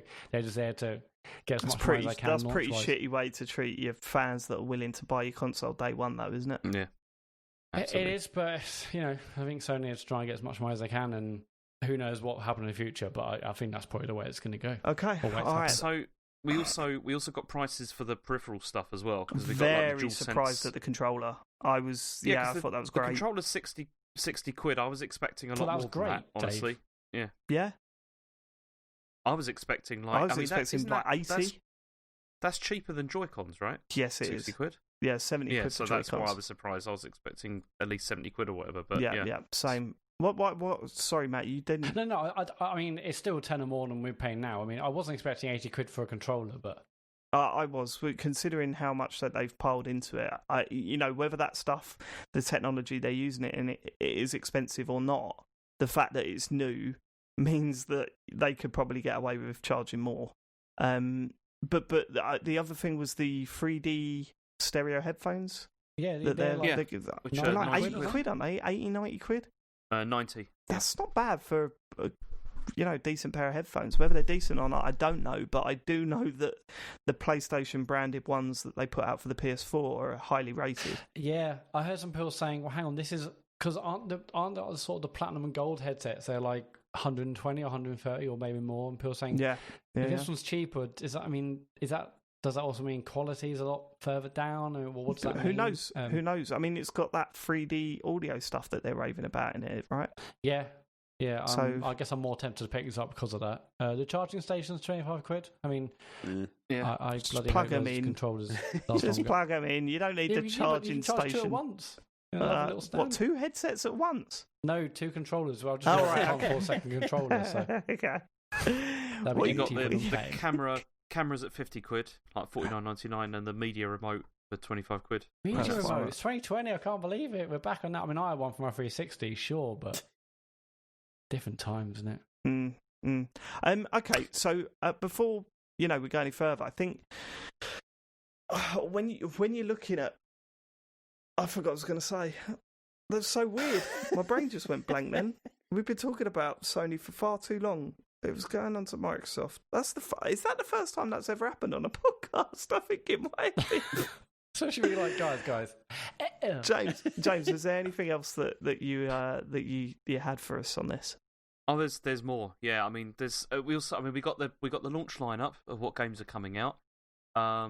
Which we currently already knew. We got like Demon's Souls, Miles Morales, Godfall, Devil May Cry 5, Astro's Playroom, Destruction All Stars, Sackboy, and Fortnite. So that's the launch lineup, which I guess is all right. I mean, Demon's Souls, I guess, is the one that people are going to be excited for. It was show off how good looking games can be on that system by the looks of it, for sure. And then we got the whole thing about backwards compatibility, which came out. So Sony confirmed that it's not going to natively support like PS3, PS2, and PS1 games. Fine. But it apparently does support what they're saying are 99% of PlayStation 4 games. So that's good. And they said that it says we have been building devices with a focus on PS5 specific engineering. Among them, PS5 already has 100 million players, so I thought I would like to play PS4 titles on PS5 as well. So I introduced Ps4 Compatibility. While achieving that, we focused on incorporating high-speed SSDs and the new controller DualSense in parallel. So unfortunately, compatibility with PS3, PS2, and PS1 has not been achieved. But it seems that also they've said that there will, like, if you put PS4 games in, there will be some enhancements, like in terms of like speed, loading and all that kind of thing. So I guess it'd probably be a bit like boost mode that you get with PS4 Pro, with those sorts of games. Is it definitely gonna have the like it'll link to your PlayStation account? You can just pull down purchases from your PS account onto the PS5. See, that has not been like 100% confirmed, but I can't believe that won't be the case. Yeah, you'd think they would be able to do that, right? There was also a fuss today about save games, because it turns out that if you've got the Spider-Man for PS4, the save game won't be compatible with the PlayStation 5 version of Spider-Man. Like, what? It doesn't. And so then everyone was freaking out, and they were like, "No, they're not compatible," because they're basically saying, well. Anyway, let me finish. So people were freaking out, and they were like, "Does that mean that like save games on PS4 are just not going to work like at all on PS5?" Turns out that's not the case. It's just because like Spider-Man: The Ultimate Edition, they're saying is a different game, and so for some reason it doesn't work. With downloading it, but other stuff will. Like you should be able to download save games that you've got for other games, which is a relief. So I'd have to start Spider-Man again. I mean, it's not the end of the world, but it's surprising. Yeah. And then we also got the reveal of the install size for some of the games. So, I mean, we had this whole thing about how the games are going to be smaller and everything. Miles Morales is going to be 50 gig, and if you want to install the Ultimate Edition of Spider-Man, that's 105 gig. Oh my god! So that's a fifth of your hard drive space, isn't it? No, an eighth of it. Yeah. And Demon's Souls is a minimum of 66 gig. So, okay. So those two games you're taking up, 160, 170 gig. I mean, that's about what I expected. And that Spider-Man was 75 on PS4, so they've shrunk it. But have they? Yeah, it was like 75 gig on PS4. So do you say it's 55 or something on PS5? No, 55 for Morales. Yeah, but the Ultimate Edition's over 100. You say? Yeah. Yeah, I think it still works out smaller there. 55 plus 75 is still more than... It doesn't matter. Yeah, I mean, I thought it'd be bigger. I thought it'd be smaller than these, but what can you do? What can you do? Yeah, maybe so they haven't worked out all the... Have they mentioned about adding hard drive space on? Is it literally just their own SSDs work on this thing? No. They haven't said anything since they first said it, which is basically you will be able to do it, but the actual SSDs and the things that will be required and that will work, they're not out on the market yet. But what I'm saying is that have they said that they're compatible with normal hard drives? They haven't said that stuff yet. Because that'd be interesting if they go down the Microsoft route. And that was actually when my mind went blank. That's where I was going. I think what still gets to me a little bit is that we're pre-ordering these consoles now, and there's still so many questions to ask. I mean, It feels like we're another presentation away where they sit they sit down with the hardware. Here's the hard drive. Here's the hard drive. And they show you what these consoles can do. I mean, Microsoft have been putting out little short videos showing things like switching between multiple games in suspend mode. Does the PS5 do that? They've showed the new share button and what that does, which is fine, but it's essentially what the Nintendo one does, and it's stuff I can already do on my Xbox One. It just cuts that process a little bit shorter. It's stuff like that. I want to know, can I stick any camera into my Series X and use that to stream to Twitch? How am I streaming? Because traditionally, if you want to stream to Twitch on the Xbox One, you kind of need a Connect camera, right? Now that's gone. No, you don't. No, you can put any webcam on, can't you? Can you really? I did not know that. That's fascinating. Okay. So I assume it'd be the same for the Series X, but as we know, streaming from the Xbox One to Twitch is fucking rubbish. Like, it is rubbish. You're really limited what you can do, and there tends to be a lot of frame dropping and visual problems when you do it from your Xbox. I think in terms of streaming to Twitch, the PS4 is way better than the Xbox for that stuff. Have Microsoft improved that for these new consoles? Alternatively, but we'll know that because it's running the same OS as Xbox. It's running the same OS. There's no difference. Yeah, but they can do improvements to because it's not, the OS isn't what's controlling that, is it? It's the Twitch app. So are they solely stepping back and saying, well, that's Twitch's responsibility to update that app? Well, yeah, I'd imagine so. I think it's kind of in their interest to do that, but I don't think they're going to do that, and that's a problem, right? I really hope they do. I feel like they should. I would like them to do that. I can't see them just saying pretty much the same app. it's up to Twitch. I think that'd be like a massive kick in the face. Yeah, it would. But then, you know, again, with the PS5, can we suspend multiple games? Can you show us what the fucking dashboard looks like? Like, how are we going to... What is Sony doing to make access to games a lot better than it currently is? How does the party system work? Because we know it's a new system. So how does the party system work? Inviting players. It feels like there's so much information. We're rushing out to pre-order these consoles, and it's so there's so much we don't know that it kind of like it's kind of frustrating. I mean, don't get me wrong. Tomorrow morning, I'm planning on waking up and pre-ordering an Xbox console. So you know, I can't be that disgruntled about it. But at the same time, I would like to know a little bit more before I go ahead with the purchase. You know. But you see, with the Xbox, I think we know pretty much everything anyway. I really don't know what else more we can really find out, considering the fact that all of those things that you've mentioned are basically what's already there. Like, it's going to be what's already there. Yeah. And until there's a big like operating system update, which they do come out with pretty frequently, there won't be any like massive changes. I don't think. I'm the surprised Sony stuff they've not is more got one in line with the launch of the Series X. They haven't, have they? I mean, they're pushing the app, right? They will do an update. I mean, like today, I got the new store, so the new store is out on current Xboxes. Are you on the preview program? No, so it's been out on previews for a while, but now it's out just live for everyone. So everyone on Xbox One should now have like the new faster store, and they've obviously shown off the new OS a few weeks ago on a Major Nelson podcast or whatever it was, and that will be out for current consoles before the new consoles come out. So we will see that stuff. Okay, I mean, maybe I need to do a little bit more research then. But we don't know any of this stuff with Sony, though, right? Yeah, and that's what's interesting, because like they must have done. See, I'm quite curious because they've done nothing with the PS4, have they? Really? Like over the time it's been out, it's pretty much exactly the same as it was when it launched, isn't it? There's been some like a few enhancements and stuff, but it's pretty much the same. The same for like like all their apps that they release as well. They haven't changed either. Like, and that is what I feel is one of Sony's massive weaknesses that they have, compared with Microsoft. I mean, in that they don't. There's their software. The software side is not great. But they haven't had to make massive changes because the PS4 UI was fine, and it's still largely fine. It's still snappy, I think it's fine in a lot of ways. Mess. No, I think it's fine in a lot of ways. I think it could be a lot better when it comes to online play with your friends. I really do. Oh, yeah, it could definitely improve, but it's not. I mean, like if we compare, the Xbox had loads of updates, because it was an absolute joke and used Kinect mostly, so they've had to do loads of wholesale massive changes. Whereas, the PS4 UI was snapping. But there's still improvements to be made, and they haven't.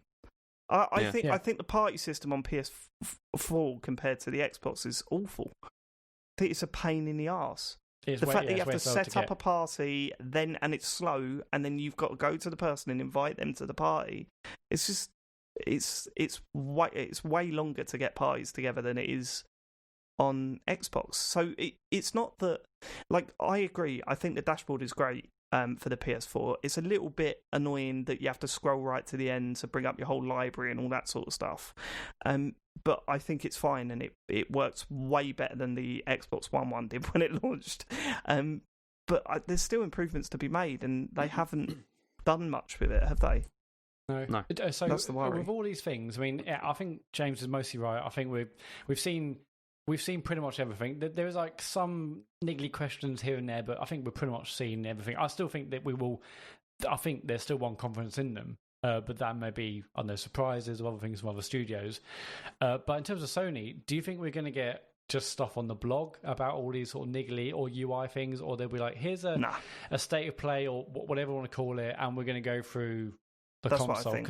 They'll have a PS5 showcase where they'll take us through this stuff. I really do think that, and it will just be videos, like but it will explain that stuff at some point. Sony. It will probably be Geoff Keighley. But is that really going to be like sexy enough to say we're doing a PlayStation 5 showcase about the UI? I mean, I desperately to see that. But how sexy do you want it, Matt? What I really want to see it because I'm interested, but like, is that really worth saying? We've got a PlayStation 5 showcase, and here's the UI, because it'd be very slow, and like, okay, so you go up here to do a party. No, I mean, it could just be a video on YouTube saying, here's how everything works. Oh yeah. I'm expecting that more than I can't see them. Yeah, I show. can't. Sorry, I can't see them putting an invite out 4 days time. We will show you what this does. Yeah, I can't see them doing that. No, you're right. It's just, it's not sexy enough. You're absolutely right. It's not sexy enough. Not sexy. That's another thing we could call this podcast, or maybe even too long. Should we move on? Should we get to our bits now? I think that's enough chat, isn't it? I mean, there's still more news. Yeah, we're not done yet. We've got more news. Fucking hell! We've got big news. Go on. Yeah. I mean, what about the other stuff, the bet stuff? When do you want to do that? Well, after the no, we're not moving on to the Microsoft stuff yet. We got to do the bet stuff first. Okay, let's do bet stuff. Well, that's the end. Then, right. Okay. Fine. Yeah, that's what I was talking about. Right. Okay. So there are 2 things we need to get to. The first is our predictions. The predictions are pretty straightforward.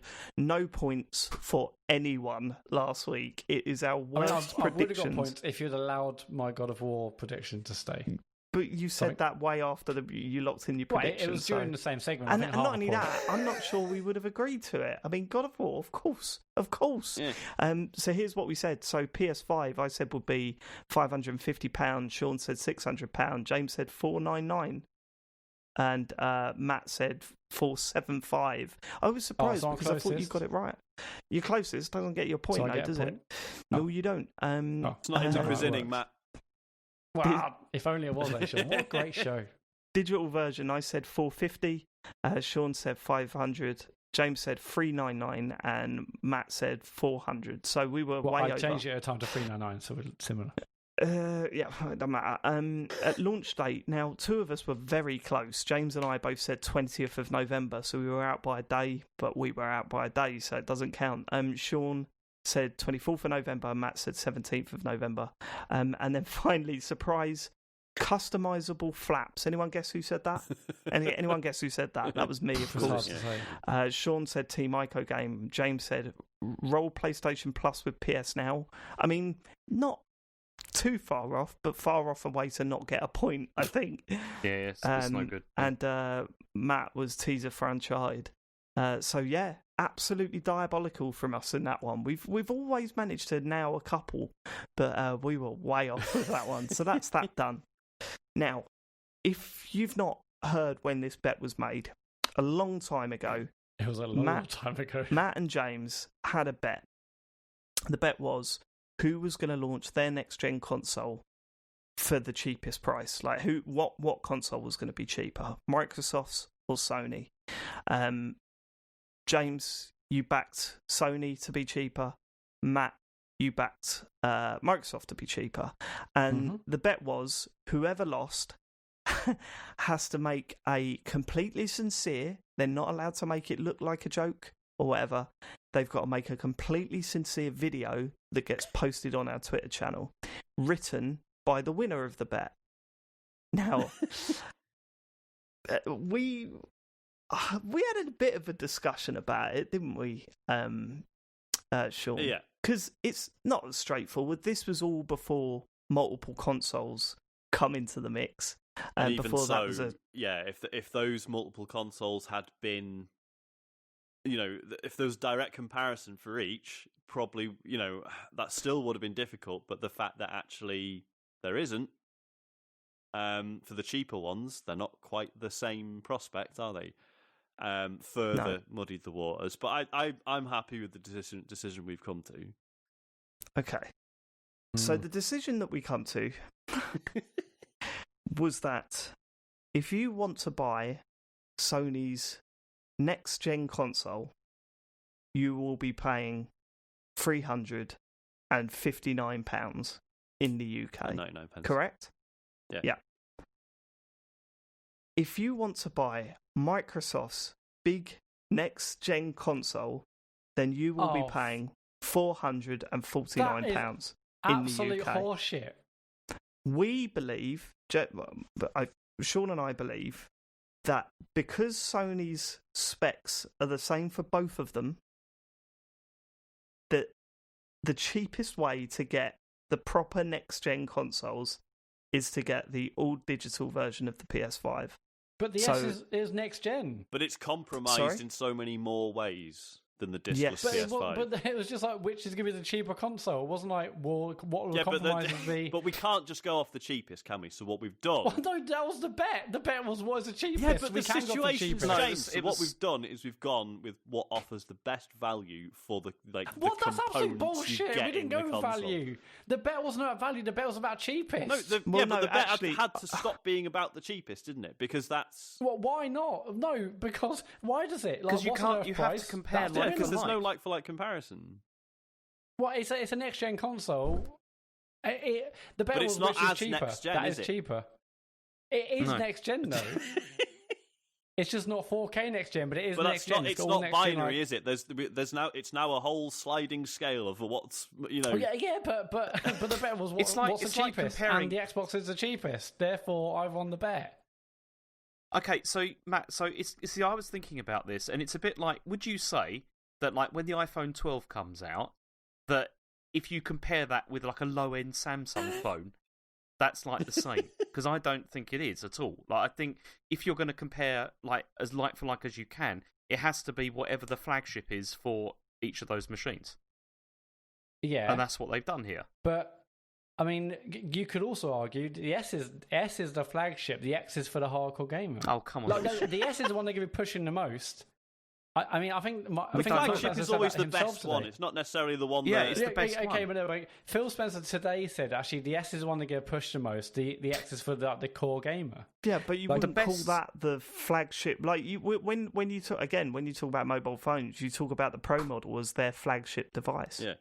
Yeah, but that it doesn't sell as well as the bet. It was what's the most value? What's the flagship? It was which is just cheaper. And Microsoft have released a cheaper next-gen console. It was discussed actually. What do you say? So I mean, it was a few weeks later when. Oh well, so it doesn't count on the day then. Brilliant. Okay. No, because we all discussed it.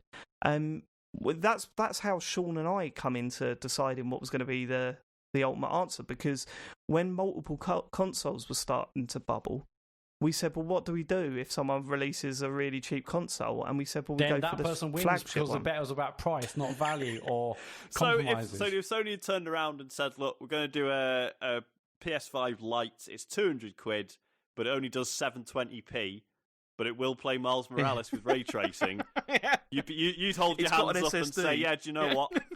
James, yeah, because it's a next-gen console. It's cheaper. No, I mean, well, sure, one we'll never know. But all we do know is that the Xbox S Series S is next-gen in almost every way, apart from the fact it doesn't do 4K. It's got so many of the next-gen components. It's going to play the same games, but a low resolution, and it's a cheaper. We weren't talking about value. We weren't talking about compromise. We weren't talking about dual console. We're talking about which is a cheaper one. Xbox is releasing a cheaper next-gen console. Changed, Matt. We couldn't just operate like that. Sure, if it changed, then the bet has to change. Sure. We can't live by the rules. There's only one thing to do. There's only one thing to do here. No, shut up. No. We can't live by the rules of the first. Hang on, Dave. I'm talking. Sean, I'm talking. Can I see you in my office, please? Yeah, sure. Sit down. I'm sitting down. Pull up. Yep. Listen, look, we knew this weren't going to go well. we knew this was going to be a problem. Yep. What are you thinking? I mean, you heard what Matt had to say. What are you thinking currently now? Are you happy to stand by our decision? We're going to hold firm. Yeah, because, like I say, that the whole shift in specs was a total spanner in the works. I can hear you through the glass. Close the blinds. Call security in a minute. I mean, he's doing himself no favours, to be honest with you, Sean. Like I thought we might have a bit of a discussion about it, but I mean, don't get me wrong. I'm sure there'll be plenty of listeners want to kick the shit out of us over this as well, but. Yeah, but it would have happened the other way as well. Exactly. So, I mean, literally would have happened the other way. If James had got it, then people would have kicked off with us. Yeah. So, I mean, we can't consider the listeners. We never have before. No. Let's not start now. Okay. I mean, and it definitely would not have been as fun if we'd just gone, actually, do you know what, guys? It's all different now. Do you want to redo the bet? Like, that would not have worked. Nope. So that's not happening. No. Okay. All right. Well, I'll stand by you. I mean, I agree with you. I'm not saying that I'm standing by you, that you've made the decision, but I'm going to agree with you. Let's do it. Let's go. All right. Okay. Yeah. Just shut the door on the way out. Actually, I'm coming with you. Let's both shut the door together. I'm going to put my hand on the handle. You put your hand on my hand, and then we'll shut the door together slowly. Yep. Looking at each other. Yep. Okay, fine. Right, Hi guys. you're out. Cool. Right, you know, like in The Apprentice, where Alan Sugar's like, look, like at least that person was fighting for it. You're sitting in the back saying "fuck all." That's what James is doing right now. He doesn't need to say anything. What does he need to say? Well, no, he's won the bet. If it's the other way, he'll be going absolutely mad. But the I'm bet sure he was, would, but which it is the hasn't lowest got next gen console. The answer is the Xbox, and you're like, oh no, because the rules have changed. No. I see, because I'm sorry, but you can't compare them like to like. You just can't. Well, yeah, but the bet was what's the cheapest next gen console? The Series S's. But it's different. It's not the same. But it plays next gen games. But not as well. Yeah, but we weren't like, well, for different resolution, it's different. It plays next gen games. If it didn't play next gen games, Microsoft's true focus, is it? If it's like, shut up, James. If it's like a 40 you're not doing yourself any favours, James. Yeah, if it didn't play next gen games, sure, but it does. So therefore, it's a next gen console. But in a compromised way, and in a much more compromised way than PS5 discless edition. The decision has been made. Piss take. Well, how long are we going to give? 2 weeks for James to come up with an idea for a video? Yeah. And script it. And we're not going to help Matt him to record it. He has to do it himself. And let's face it, James is not going to do anything half as mean as any of the rest of us might have. So. Yeah, I bet James is also secretly pissed off. He actually has to do some work. So I thought I just have to do an embarrassing video. Now I've got to write something. Fuck you know. I hadn't even considered this as a possibility, so now I'm going to have to stop thinking of it. So, we won't help you, and I'm certainly not going to suggest maybe it's based around saying something to kind of funny, maybe apologising for nicking a few of their marketing ideas. I'm not going to. You use your own brain on this one, James. We're looking forward to seeing the script. We're looking forward to seeing the video. I'm so pissed off at this. This is ridiculous. I don't think it is. I must admit, when we were talking about it in the WhatsApp, it was really clear, Sean, and now I'm not so sure. I'll be honest. The bet was what's the cheapest next gen console? If you ask anyone, hey, which is cheaper out of these? Someone's going to say the I must admit, I am coming around to Matt's side. All I'm thinking is, I think we should move on to the next section. I definitely believe in my original thought process. That said, I am glad this will not be going to a court of law.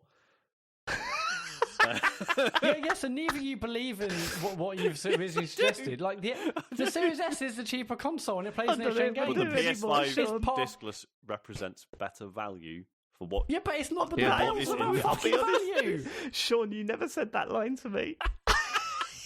I'm hearing that line for the first time tonight, and it's weirding me out a bit. The bet was not about value. Hang on, I did say that. We didn't say, Dave. Hey James, which is about better value, James? It wasn't about. It was about price. It was always about price. It was about which. Yeah. Okay. Can we just move on? No, James. We cannot move on. You'd love to. Dave, I said $22.55 on the 16th of September. £360 for the discless PS5 is better value than anything Microsoft are offering in terms of in terms of the hardware you're getting and its capabilities. Obviously, in real life, there are so many other factors, but for the purposes of the bet, like price. Dave said that. Yeah, that's what I'm thinking. The S is a significant downgrade. The flagship hardware in both consoles is on offer in both consoles from Sony. Okay. That's a significant downgrade. Yes, it is. It's 1440p versus 4K. Yeah, but you've also got it's not just that, though, is it? How many teraflops, Matt? Well, it's like 12 to like 4. Okay. But again, it wasn't about specs. It was about the price. That's put me at ease there, Sean. Is it based on specs? Is it based on value? Is it best value for money? Okay. No, it was about the price. The bet was about the price. Look, the bet was not about all the other bollocks you've talked about tonight. You said your thing. We're going to get a lot of emails about it. The listeners are going to be on my side for once after. They're going to be pissed off that they agree with me. Okay. This is the biggest mugging off. Can we just say, so when this tweet goes out, we have to turn replies off because everyone who's on Team Matt will be like, don't listen to this, he's made to say it. It's not true. It's just... So, yeah, no replies. Good point. That's definitely a rule, yeah. Can you allow one person to reply, though? Is it? Yeah, you can do who only people mentioned in the tweet can reply. So yeah. Okay, cool. Perfect, so if it was say Geoff Keighley, that'd be okay. Kind of funny, James. Come on, man. Maybe I will help you with this. Right. Okay. Let's get on to the rest of the news. Fucking hell. Oh my god, we're not. So then we had today. So you see, I thought I was good in terms of like I've got all the news down. It's all going to be fine. And then of course Microsoft come along and just drop a massive bomb this afternoon, like a game bomb of like things I've done. And so. Not like accidental James, can you explain what your thought process was there? Because I just suddenly thought they dropped a bomb. That doesn't sound good. A massive bomb, a game bomb. A game bomb. I tried to roll it back to games and it didn't work. Okay. So anyway, a massive game bomb is another name. Yeah, perfect. So they've announced that they're buying Bethesda and Zenimax for $7.5 billion dollars. And this is obviously like a massive deal. Like they're buying.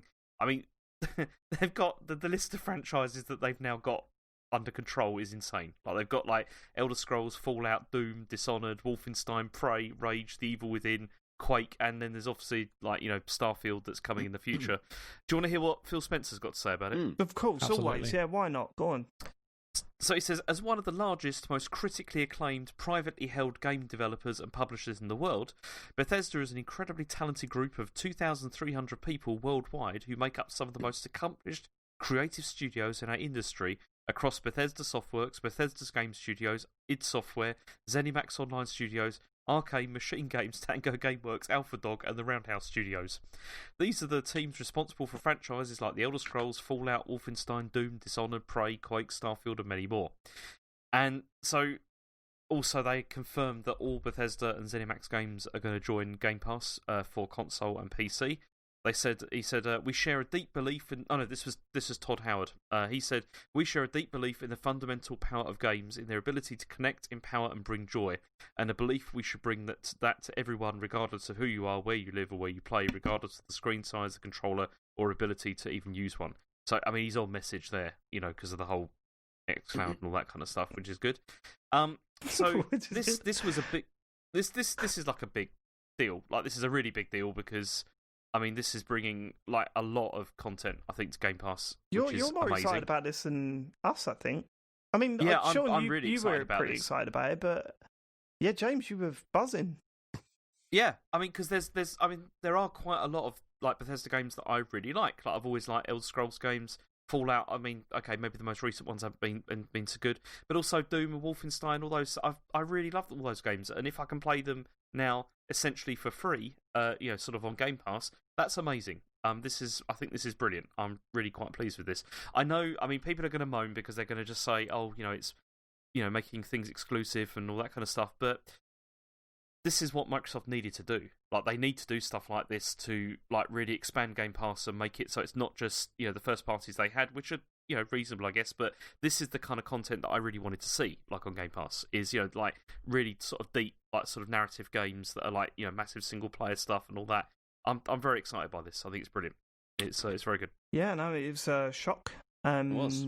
We know that Bethesda, they must still be all right, but at the same time, their past few games haven't, like Fallout 4, I thought was really disappointing. Still sold. Yeah, Fallout 76. I nearly put a tweet out today saying, "Oh, I've just heard Microsoft have acquired a canvas bag manufacturer as well alongside this little gag there that only 4 people would have remembered." But yeah, it's exciting. I'd be fascinated to know what they're going to do with Elder Scrolls. Like, do they make that exclusive? Well, this is the discussion, isn't it? So I know, yeah. Do they need to make it exclusive? That's the question. Well, because on the one hand, it feels like so much of Microsoft's strategy has just been throwing in a seemingly infinite amount of money at things just to get you in their ecosystem and to get, whether you're on PC or on Xbox, they don't care. But, they've made these comments about, like, we don't care where you play our games, as long as you play our games. So, does that extend to the PlayStation 5? I don't know. Maybe if the offer is just, not? Well, yeah, it's on the PS5 as well if you really want to pay £70 for it, but it's also on Game Pass if you own an Xbox or a PC. That's still... I don't know. So, I mean, they're still getting sales from the PS5 copies, but then they're still sort of being like, yeah, but Game Pass is better in it. So, do you want to pop the fence? I don't know. See, there's been announcements on this. So, like Deathloop and Ghostwire Tokyo, which were PS5 like times exclusives or whatever, that isn't changing. Yeah. So this is the funny situation where Microsoft are going to be publishing to PlayStation 5 are they? Because timed exclusives. The way I'd read it was that Bethesda will still act as a publisher in its own right. Yes, that's what I just read that before we started recording. So that's odd. I mean, that's an odd situation. But they've also said that. So it says here, beyond this, the rest of Bethesda's upcoming games, like The Elder Scrolls, will launch on Xbox, PC, and other consoles on a case-by-case basis, according to what Phil Spencer has said. So that to me reads like it depends on how many like PS5s sell. That depends. That sounds to me like they're saying we don't need to announce any of that stuff yet. We can do that later when we have a more informed decision of where we're at. Yeah. Which makes sense. I mean, I guess with the games that have already been announced as exclusives to the PS5, that's I assume they've just got to honour those agreements anyway, right? They can't just renege on things. They can't just break the contract unless it's bought out. Yeah, but there'd be no need to really buy that out. New stuff, who knows? But I think it is a really good point that it's like they can still release this stuff on PS5 and then just say, but you can play it on Game Pass for very little money. You know, why would you buy it? Mate, honestly, the way things are going at the moment, I wouldn't be surprised if I woke up tomorrow and Microsoft have bought PlayStation. Like, fuck it, why not? and Nintendo. Basically, everything's owned by Microsoft. Wasn't there was a tweet doing the rounds, I don't know how verified this is, that basically, so the close to $8 billion they've paid for Bethesda, that's like PlayStation's entire profit for the last 10 years or something. Like, it's just insane how much money Microsoft have. You forget.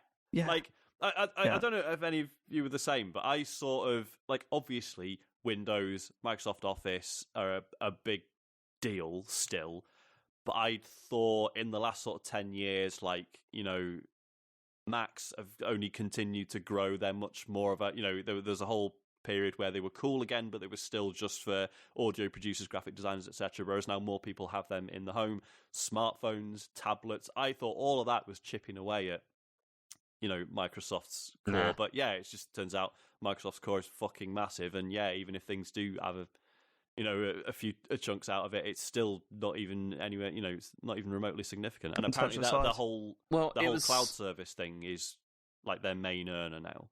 So. It was Satya Nadella who took over and made it really focus the company on services as being the main thing that everything's about. So that's why you've got Azure, you've got Office, and you've got Windows, which they know is probably eventually going away. And you've got a Surface sort of machines as well, which is obviously in its own right really successful business. Bing. But no, they're doing very very well. Well, this is it. But you say. To me, you mentioned Microsoft and Xbox, Windows, great. But then you think, but fucking Bing, Edge, all these things they try and, Mixer, these things they try and force on you. It's like, dude, then it's not as good. Stop it. Yeah, but Bing might not be as good, but it's still hundreds of millions. It's still bringing in a lot of money. It just may not be as big as... Yeah, I guess so. It's just, what I mean? They have that image of a lot of these sort of proprietary things they come up with. Basically, answers to questions nobody was asking because we've already got Google or Apple or whatever. And it just feels like they've done quite a few things that were, not... Get laughed at. Yeah, Mixer. basically, yeah. But it's true, but then you look at other stuff, for example, Office. Office is still, enormous. And, Google Docs and stuff is fine, but it's really not in the same league, as what Office can do. And it's... they're still all the deals they got with all those companies around the world, they're raking it in huge amounts of cash. Can I ask a crazy question that is completely ridiculous and off the wall? Sorry about this, but if the Switch was a massive flop, do you think Microsoft would own Nintendo by now? No, I don't think they would. Because that would be amazing. I don't think Nintendo would ever sell. No, to rather, they'd. But if it was a massive flop.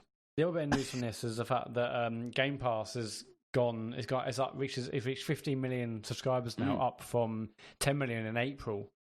So in 4 or 5 months, a 5 million increase. And and this is obviously before we get new consoles and all access and stuff. So imagine going back 3 weeks and saying, Game Pass, yeah? You're having that big argument about Game Pass, yeah? Imagine if in 3 weeks' time we'd be knowing that all of Bethesda and old EA games would be going onto it as well. Like, it's just like, what? Yeah, it's mad. They're really piling money into this service, man. It's crazy. I just don't know where it ends, like how it can spiral out of control. And I think Sony made a good point of saying, we don't think that's sustainable. And they might be right. But then today they announced 15 million subscribers, was it? Yeah, but that's the thing. It's not sustainable for a company like Sony. But it probably Microsoft for Game Pass. I said that about 2 minutes ago. Oh, sorry, mate. I missed that. But yeah, 15 million is a big number. But yeah, like they said though, Sony. It's not like something like that isn't sustainable for Sony, but maybe it is for Microsoft, seeing as they've just got tons of money. But then it depends on whether they want to spend that or not. Is it? Yeah, it's whether they want to continue or not. I mean, it needs to turn a profit. That's what makes it sustainable. And we'll see. This is why I was saying this is why the plan is obviously I'm sure they're looking at wanting like 30-40 million people on Game Pass. When you said that to me the other day, I thought that was madness, but it looks like it could possibly go there, because if they've got 15 million already, and if these consoles sell well, then there's every chance that they could hit that number, and that's insane. 30 million. And if you look at the list of Xbox game studios now, it's absolutely ridiculous. Like if someone's updated a graphic which has, I think, like 23 studios now. I mean, right now, no real massive exclusives. Halo's delayed, but I mean, I like to think in 3 to 5 years' time, which is obviously a long time, but could be seeing hopefully some really exciting stuff. But it's going to be big off 3 to 5 years to see where the studios go. All right, cool. Was that it, James? That is it. That's the end of the news. Cool. Right, let's get to what we've been playing, and let's start with the big release over the last week. It has to be Big Mario making his comeback into the gaming scene with Mario All-Stars 3D for you. And that was what? Who's bought this? I bought it. I bought it. Matt, did you get it in the end? I bought it physically and haven't opened it. You've not opened it, yeah. Okay, fine. Right, here's a question then, James. Where did you go first?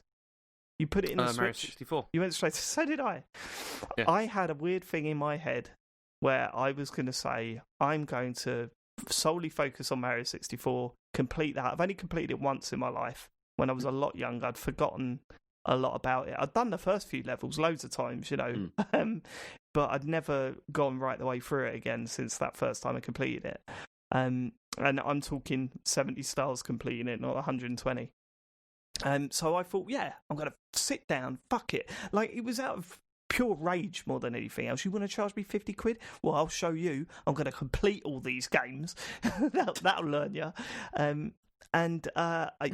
Mario 64 has not aged well. And, there's been a lot of complaints online about how little work has been done to these ports. And although I think, all right, when they announce that, sure, get angry, right? But then don't buy it and then complain again about it because you knew what you were getting into when you bought it. But Mario 64 really has not aged well, and I found it infuriating throughout. I think there's definitely a problem, especially when playing it in handheld mode, where if you remember the give on those N64 sticks, you take that away and reduce it down to those little sticks on the Joy-Cons. It is not a fun experience at all.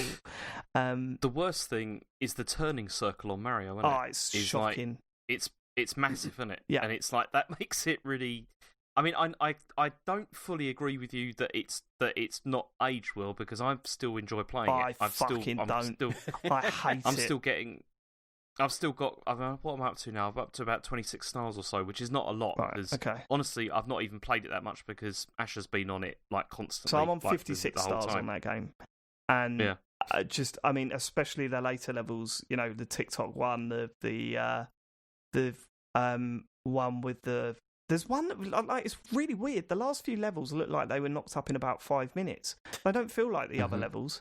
They just feel like the void levels from Sunshine.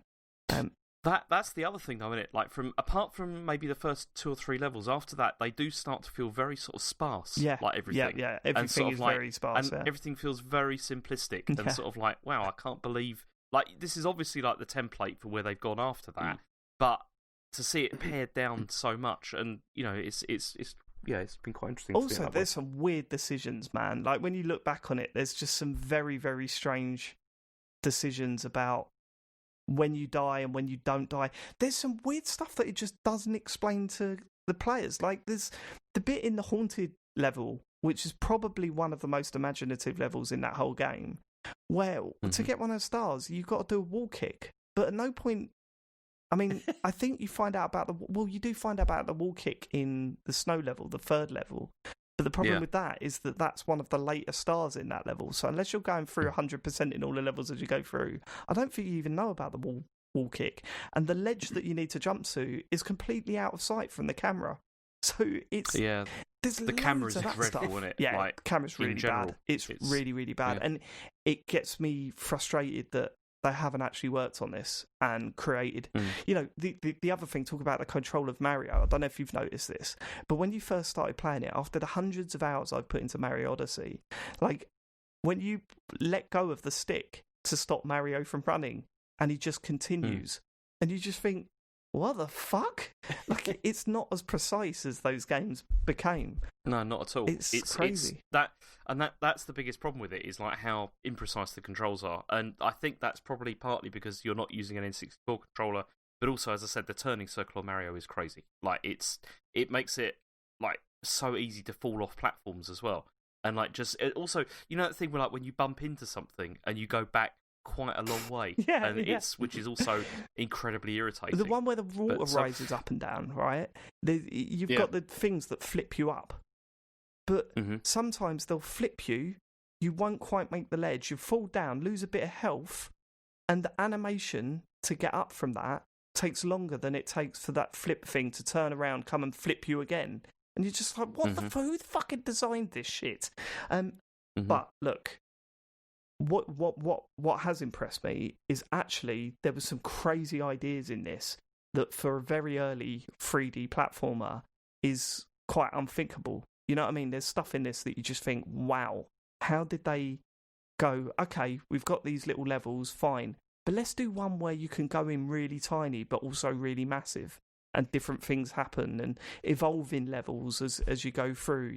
Like in the one with the ship, the sunken ship. Like if you go in one star, the ship's on the underwater, but if you go in later, the ship's now been raised up to the water level, and that incorporates new platforming elements into it, stuff like that.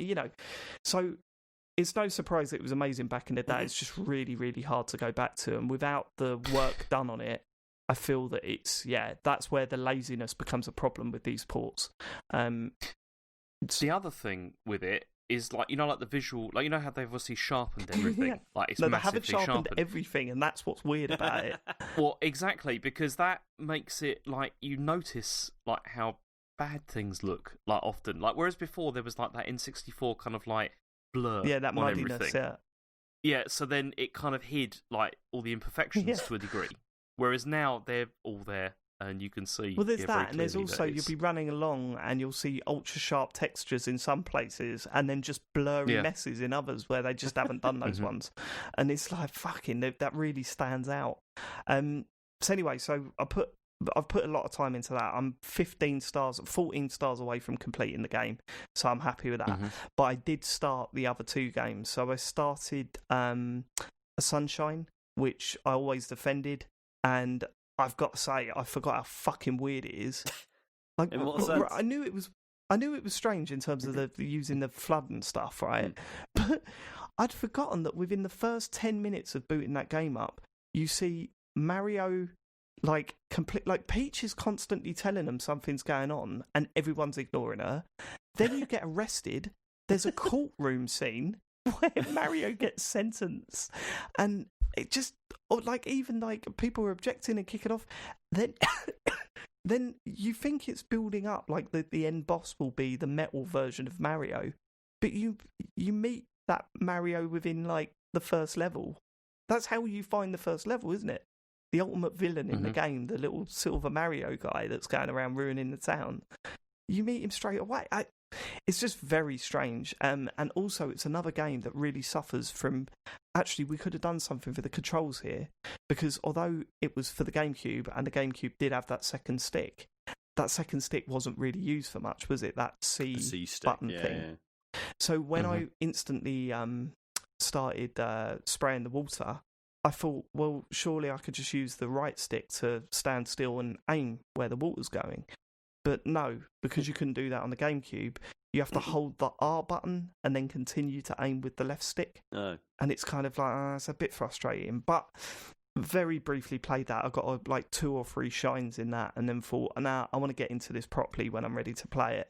And then I played a bit of Galaxy, which, to be fair, it's pretty much exactly what I wanted. I've spoken about a version of Galaxy where I'm not waving my arms in the air all the time, and that's exactly what they've given you. I'm playing on the Pro Controller. It feels fantastic. It looks fantastic. Honestly, it doesn't look as good as Odyssey, obviously, but if you'd have told me that this was a Switch game, I'd believe you. Like, the res bump to it has done it wonders. It looks fantastic. But the fact that, yes, you do still have to collect those stars using the cursor, the fact that you can just do that by tilting the pad about is just a big plus for me. Works? Okay, that's exactly how it works. Yeah, it's like I've said with the DualShock 4 when you can type by tilting the DualShock 4. It's exactly the same thing. Cool. You can recenter it by just pressing the R button.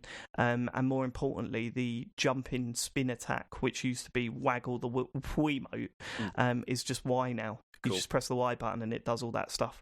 So yeah, I started playing that and I went, this is fantastic. I can't wait to play through all of this. So I think what I'm going to do now is finish off 64, go to Galaxy, play through that because it's a game that I really, really want to play. I never completed it, and then go back to Sunshine as a bit of a laugh afterwards. That's where I'm going with it. James?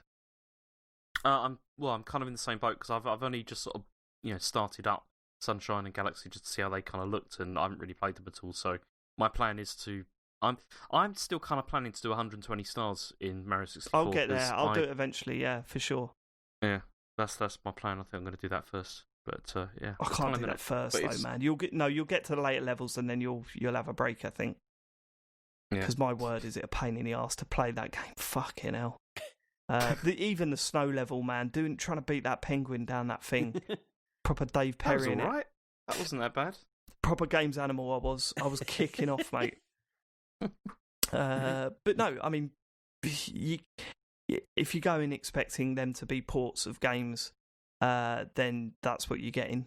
And you could be angry about that. I think there's legitimate complaints to be made. They certainly could have made them more playable on these consoles, for sure. Well, they're not in ports, are they? They're just emulation. Yep. Which is a shame. Yeah. Yeah, it's disappointing. Essentially, I think had I known all this, and they were selling them individually alongside them, I probably would have only have bought Galaxy, to be fair. But here we are. Harry's enjoying it. That's the main thing. He's absolutely loving Galaxy. Yeah. So, okay. Not going to make my list, I'll tell you that. But it's still been fun to go back to those games. What does Harry think in terms of the game? Like, has he played 64? What does he think of it? He's played 64 a bit. He said it's way too hard. And he's struggling with Galaxy a bit as well, to be fair. But I just know that if he sticks with it, it'll be all right. And he's not started Sunshine, although he did like what he saw of it when he was watching me playing it. I'm surprised. I thought it'd be like taking it in turns, like one day it'd be one game and then another day it'd be another, but he's really focusing on Galaxy at the moment. So interesting, because we've discussed before the fact that kids don't necessarily see how old games are because they haven't necessarily built up a sense of what looks new or old in games. So it's just interesting that he is perceiving differences between them, isn't it? Oh, for sure. Yeah, it's mainly difficulty, really. Because Mario 64 it's really bizarre in places. It doesn't explain a lot at all. Some of the descriptions for the stars are like, what? and I mean, some of the secret stars. But then, as I said, some of the imagination that's in it. Like that was one of the decisions that I thought was bizarre. I'd forgotten all about this. The haunted house level you get to it by finding a big boo, killing it, and the level pops out of it, right? Yeah. Then you jump in, you get a star, it chucks you out of that level, and the level's back in the boo again. So you've then got to chase down the boo and then kill it to get back into that level. It's just weird stuff, man. But yeah, I mean, who cares? I'm still liking it. I'm still playing it. Is the right way of putting it. But yeah, I can't wait to properly get into Galaxy because I know how much people love that game, and now that the controls feel alright to me, I'm sure I'll enjoy it too. Cool. So that's probably that one, isn't it? I've got nothing else, Matt. No, I had loads of really interesting, lovely games to talk about, but sod the lot of you. Oh, Blimey. Right, you're getting the umpire, Matt. Is that it? I mean, can you blame me?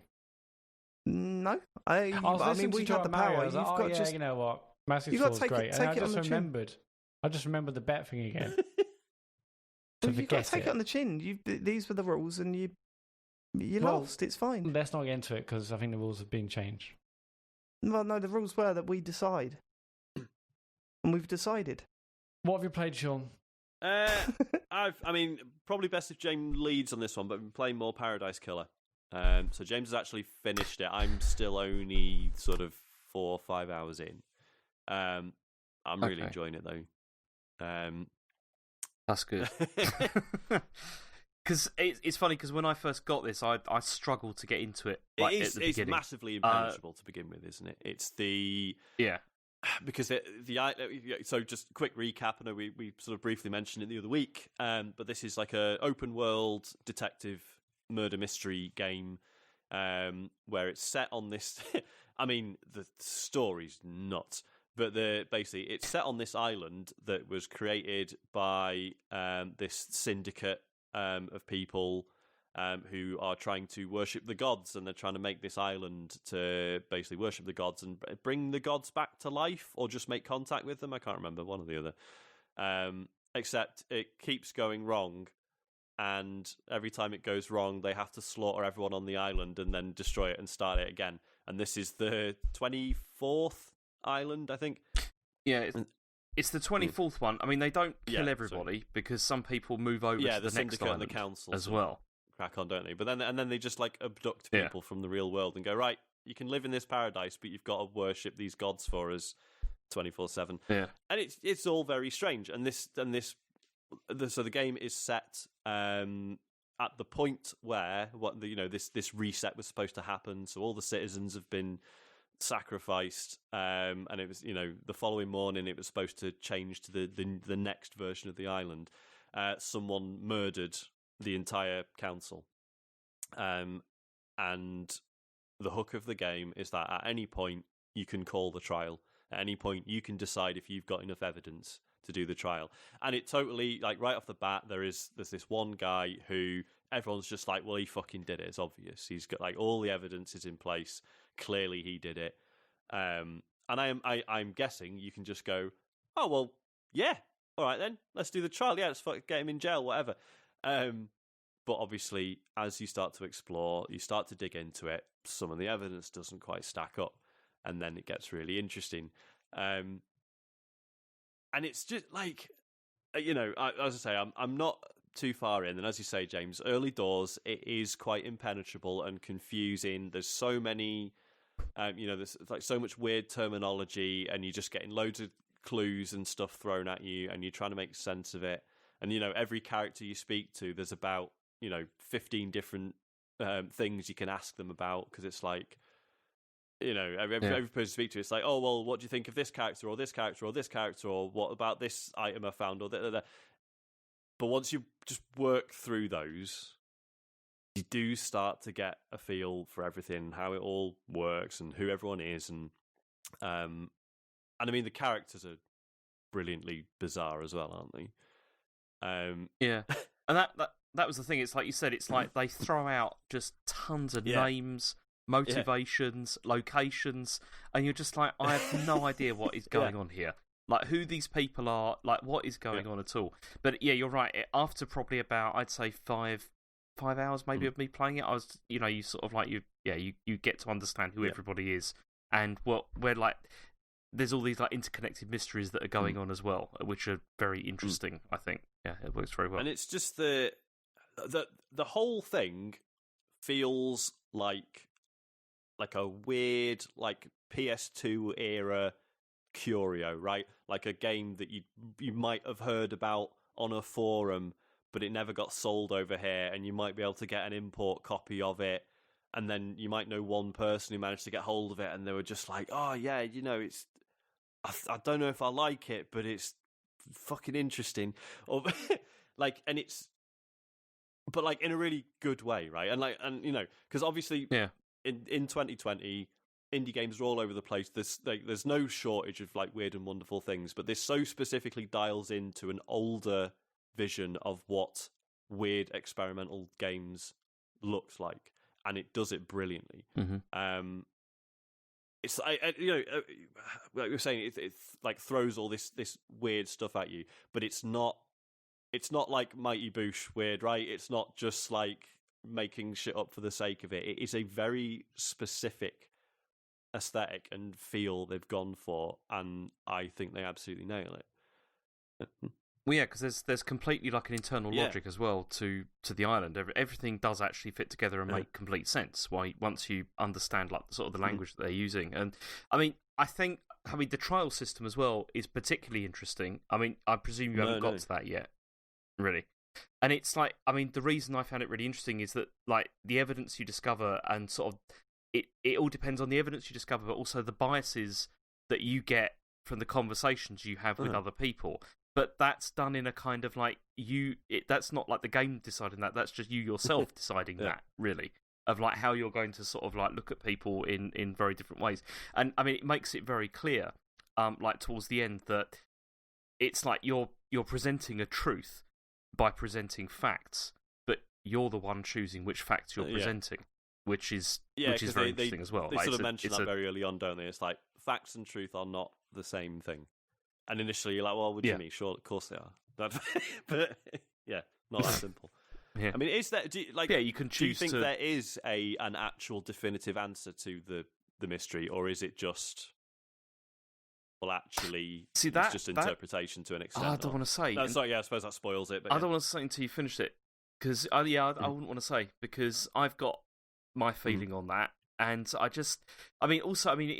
an open world game as well. Like, I mean, mechanically, you're basically just, like walking around this island in first person, and it is very well rendered. It worked. I mean, have you had any bugs? Because I've had a ton of bugs. So that's the only thing that I had problems with. So what have you played it on? Have you played it on PC? Yeah. Well, the Switch version, I don't know if it's the same for the PC, but the Switch version has a number of bugs which are quite irritating. The first one I encountered was where the physics of the character change, so that whenever she jumped, it was like you were jumping on the moon, and so you did like massive jumps like everywhere, which was really irritating. Then I got another one where I jumped and then never went down and just kept going up and up and up, and I was like, oh, I've only just saved this. This is gonna like ruin my save game. But then I like reset it, like just rebooted the game, and it was fine. Like it just went away from that. But you go around and pick up these things called blood crystals, which you then use to sort of unlock fast travel and like other items and things like that. So there is like a collectibles game to this as well. But for me, that was really, I wasn't so interested in that at all. I must say, the blood crystals thing, because you pick them up, and like it mentions, like you can use them to fast travel, but I think it mentions early on you can also use them to barter with other characters, and you can use them to buy stuff. So I've and save the game, which was you don't need to save. Oh, you do? Yeah, you need them to save the game. And I was very worried about this because I just played Nomad Soul, and I was getting like horrible flashbacks to like, am I going to be stuck in a situation where I can't save? I was sure you didn't use them. There are tons of the things. I was sure you didn't need them to save, but yeah, like I've no idea how I need to be sort of rationing them out. Yeah, like I've got like 20 odd at this point. You really don't need to. Okay. There's tons, honestly. They're all over the place. Especially, have you got any of the ability upgrades? I've got a double jump. Okay, because there's also a dash as well, like where you can like jump and then like dash forward and stuff like that. And there's another one which like identifies objects in the world, which is quite useful. But but overall, I mean, this is. I mean, the soundtrack as well is very so very good. And I mean, I've still got it stuck in my head because it's so good. Yeah, it's sort of. God, how to even describe it? It's like there's sort of retro synth poppy elements to it, but then it's also sort of verging on yacht rock a lot of the time, sort of Michael McDonald style stuff almost. It's beautifully done. Like it's so good. I should probably mention I sort of internet know the composer, Barry Topping. He's really? Okay. But yeah, like he's done so well at this, and it's been like so nice. Name dropper. Yeah, mate. How do you know them? No, I met him once. I met him once at EGX, and he recognised me because I had a Kirby sticker on my 3DS that I need to like seen it on Twitter, and that's we got chatting. Like so many of the articles around this game have just been like, game's really good, but fuck me if you heard the soundtrack. It's very very good. And like I said, the design of the island is beautiful, isn't it? It's surprisingly vertical, and it's just fascinating because as you start the game, there appear to be like these sort of like separate little islands and stuff. Where you're just like, what the fuck is that? What is going on? But as you say, it's all parts of this sort of interlocking puzzle. It reminds me a lot of The Witness in a lot of ways. It's just or Mist, I guess. In that it just is this one location that you kind of, you're seeing things that all initially appear to be sort of disparate, but then over time, it all's I'm only sort of early on, but I already get the sense it's like, no, everything here, like nothing's here by accident. Like there's all these weird and wonderful statues dotted around, and like every single one there will be like a lore item about it. It's like, oh yeah, this is like this god, and this is its history, and this is why you'll see dozens of statues of it, because this is why it's important, why people worship it and stuff, and it's all intentional. I mean, the only thing I didn't like about, like, in terms of like like the dialogue, they do that thing where they keep having like voice samples where they keep repeating them, and it gets quite irritating. You can turn them off completely, but you can just like turn them down as well, so they're less frequent. I didn't mind them at first until I met Henry Division, and he's he's fucking annoying. It's a bit potty mouth, very much potty mouth, but like to the point that, like, I mean, the characters are mostly very well written, I thought, but there's a few, including him, where it's just like, yeah, all right. It's just like, instead of just saying yes, it's whatever you fucking say or whatever, like, every time, and you're like, okay, calm down, mate. Yeah, very interesting game. Cool. And I really like it. I'm looking forward to hearing you talking about this after you finished it, because it is excellent. It's I very much enjoyed it. All right, wicked. Any other games to talk about this week? I was going to talk about Frostpunk, because I finished the main scenario in it and then told James he needed to play it. And then I played it. Talked about this a few weeks back. It was one that just it came up because it was during the heat wave, and I was playing games that were cold. As a sort of, I don't know, weird sort of therapy, I guess. Having now finished the main scenario, it's probably one of the best games I've ever played. I talked about it the other week, and I was saying, I'd started playing on easy mode because it is like a notoriously difficult game, and I was saying how playing it on easy did actually sort of feel like it was robbing it of some of the tension somewhat, because it was I was actually, even though the world was freezing over, I was just creating this utopian society and everyone's absolutely loving it. I was very premature in saying that. It's even on easy, it absolutely brings the tension later on, and without spoiling anything, it's honestly like one of the most stressful's the wrong word, but it was like stomach churning, like the things that you go through and the decisions you have to make, and just the experience of being in charge of a society during this just like impossible crisis. It was, I've never felt anything like it. It still didn't make me feel bad for Boris Johnson though, but No. It was the sensation of actually finishing it. You know when you get out of Blighttown in Dark Souls and you get back to the Firelink Shrine, and it feels like you've been in Blighttown forever because it's fucking horrible, and it's just you're just in this pit for what feels like ages, and you get back to something that feels like home. The relief of finishing Frostpunk was on a par with that for me. And again, don't want to. I mean, it's a couple of years old now, but I would rather not spoil it because I feel like, I don't know many people who've played it, and hopefully people will check it out after I've banged on about it. But the ending's beautiful, and it's an interesting game politically as well, because it all rests on. It's like, you've got this society dealing with this, in these like incredibly harsh circumstances, and that offer is always there of like, you can be a dick and you can enact laws that might seem cruel or unfair or whatever, and it's like constantly inviting you to be like, if you're worried about losing control, you could always become a fascist, like. And obviously, and playing on the harder difficulties, that's probably way more tempting. And the game does pay attention.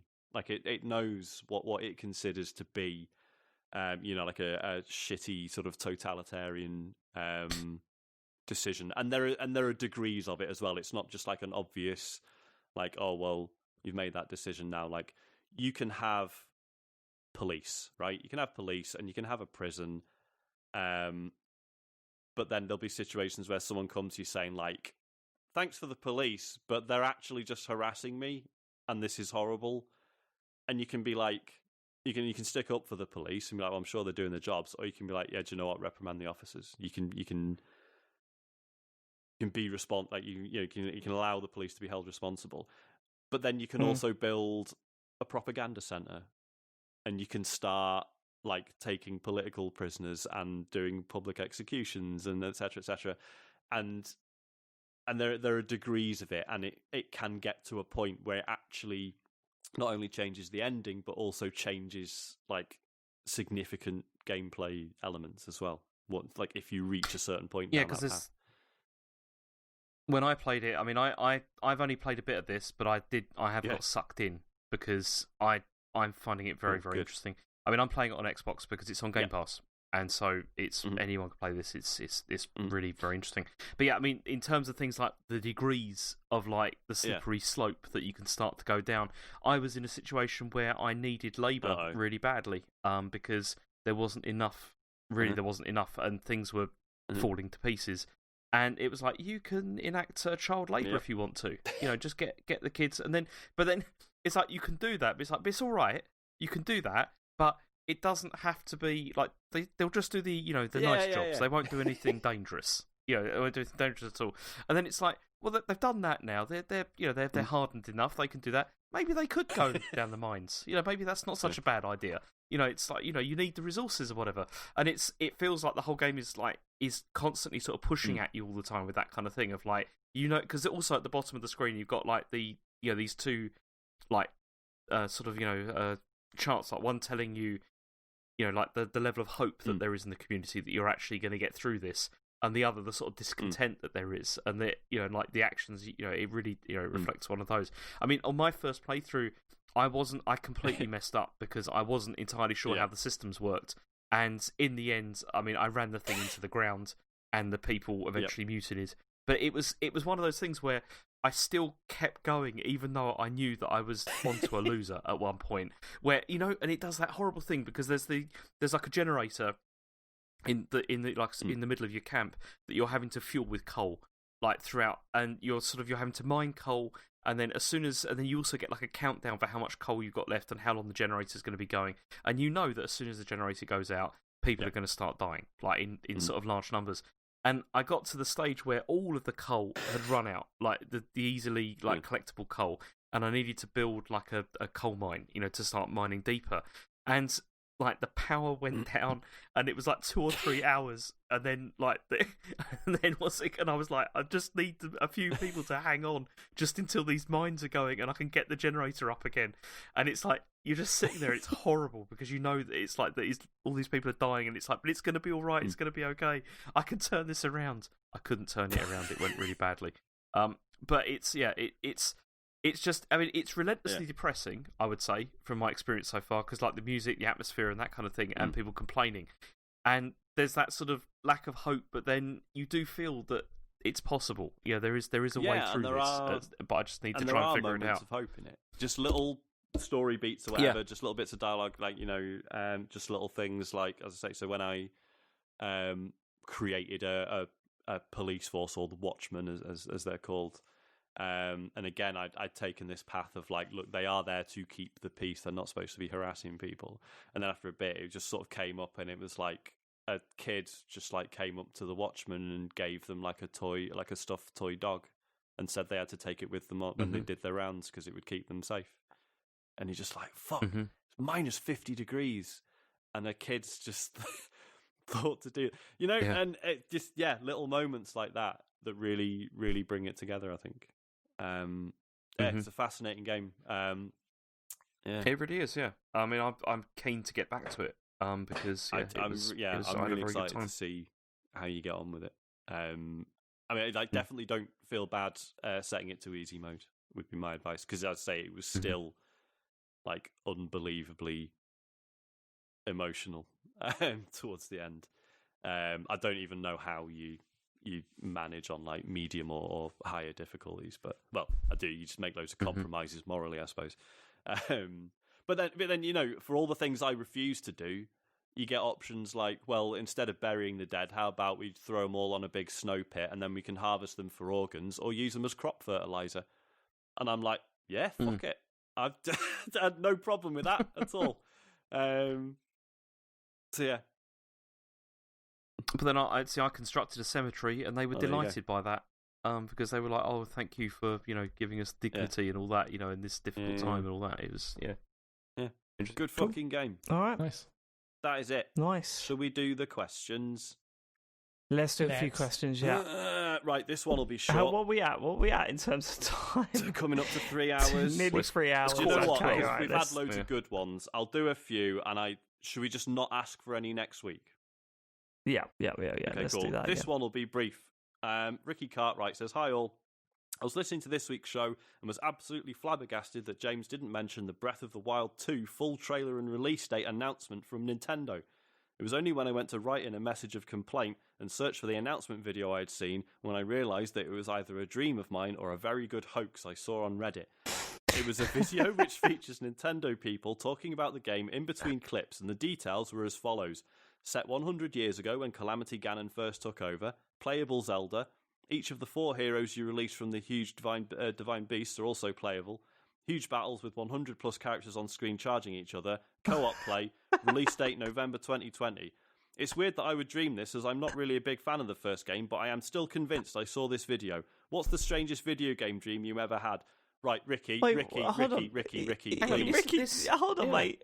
Mate, you did see this video. You've seen the trailer for Hyrule Warriors 2. It's a real game.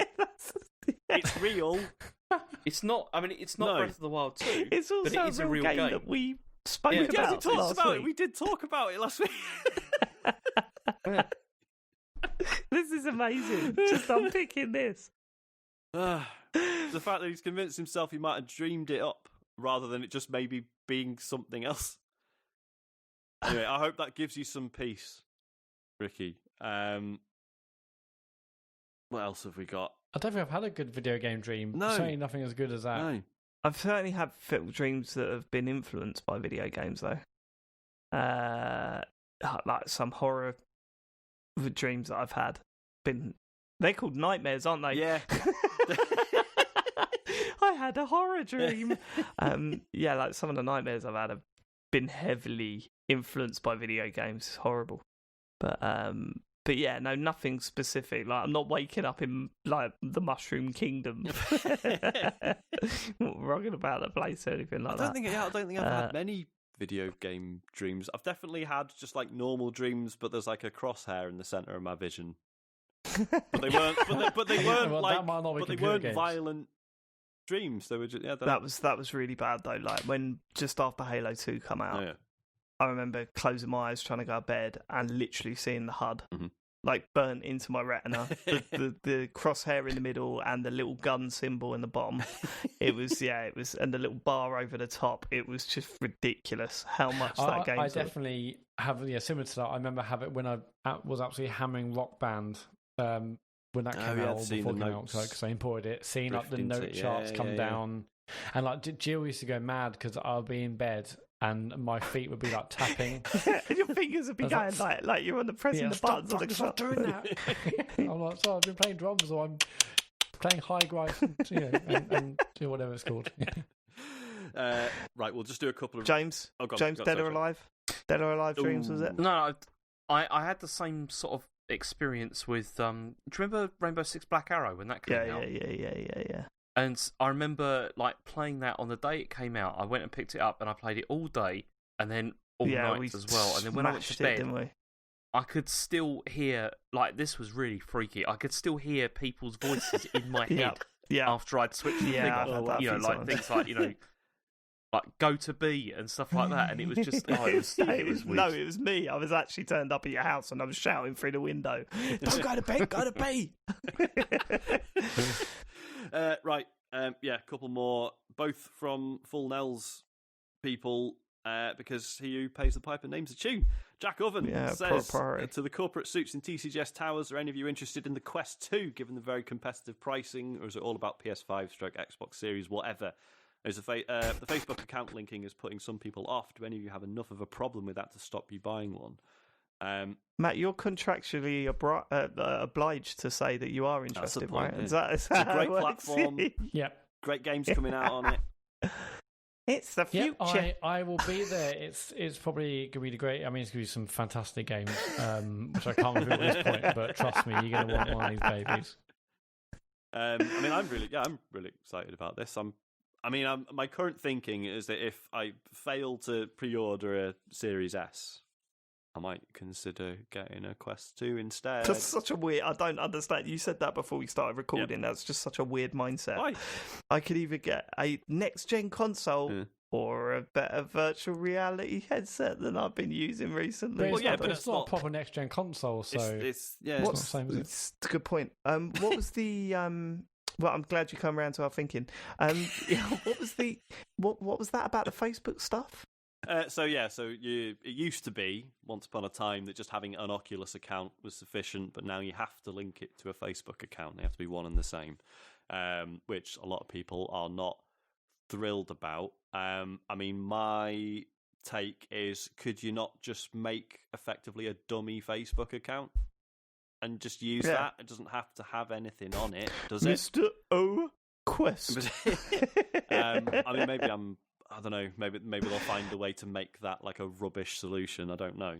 Do that. That sounds like it'll work. Yeah, I barely use Facebook, so I've got no problem linking mine personally. But I can totally see why people might not, because at the end of the day, social media accounts, it's not necessarily something that is going to be a constant for a long time, is it?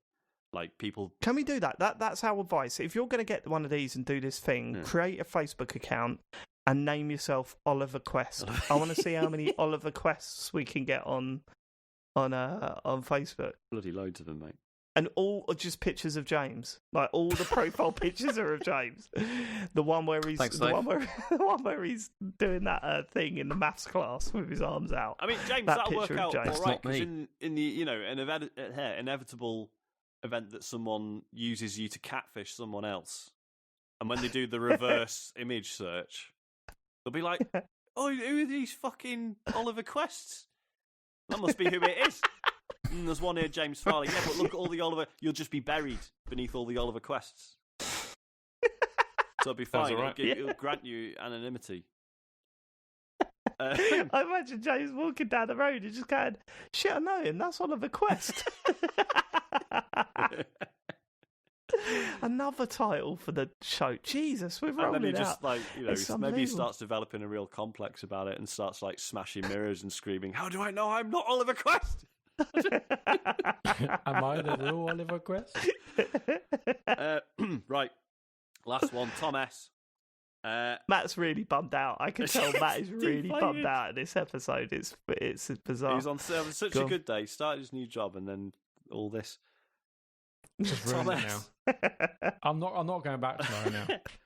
So on Friday, If you work where Matt works, just say to him, look, you did lose that bet, mate. Don't, even if you think otherwise, say that. Yeah.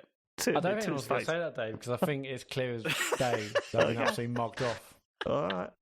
Okay. Right, we've got to answer this one this week because it's time sensitive. Tom S says, on Friday I will be returning to China and therefore will have to endure government monitored quarantine locked in a questionable hotel room for 2 weeks. Thankfully, I have a Switch. What game can I play for a bit of escapism that will keep me engaged for 2 weeks without internet? I've already played most first-party / Mario games.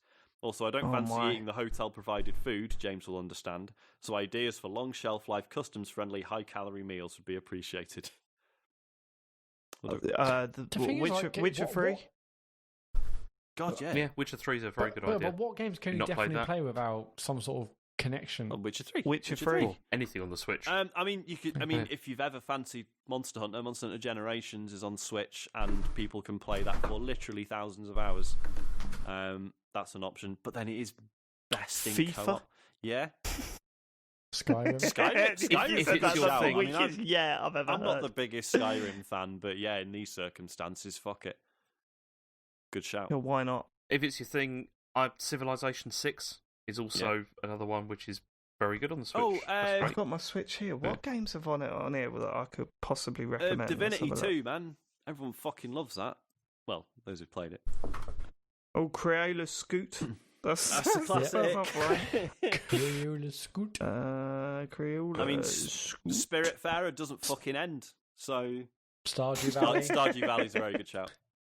Stardew Valley. Yeah, My Time Stardew at Portal, Valley if you want a probably 3D kind of 3D version. It's also Just the quite loading good. times in My Time at Port, you'll take up half your time in the hotel. Yeah, Animal Crossing. Animal Crossing.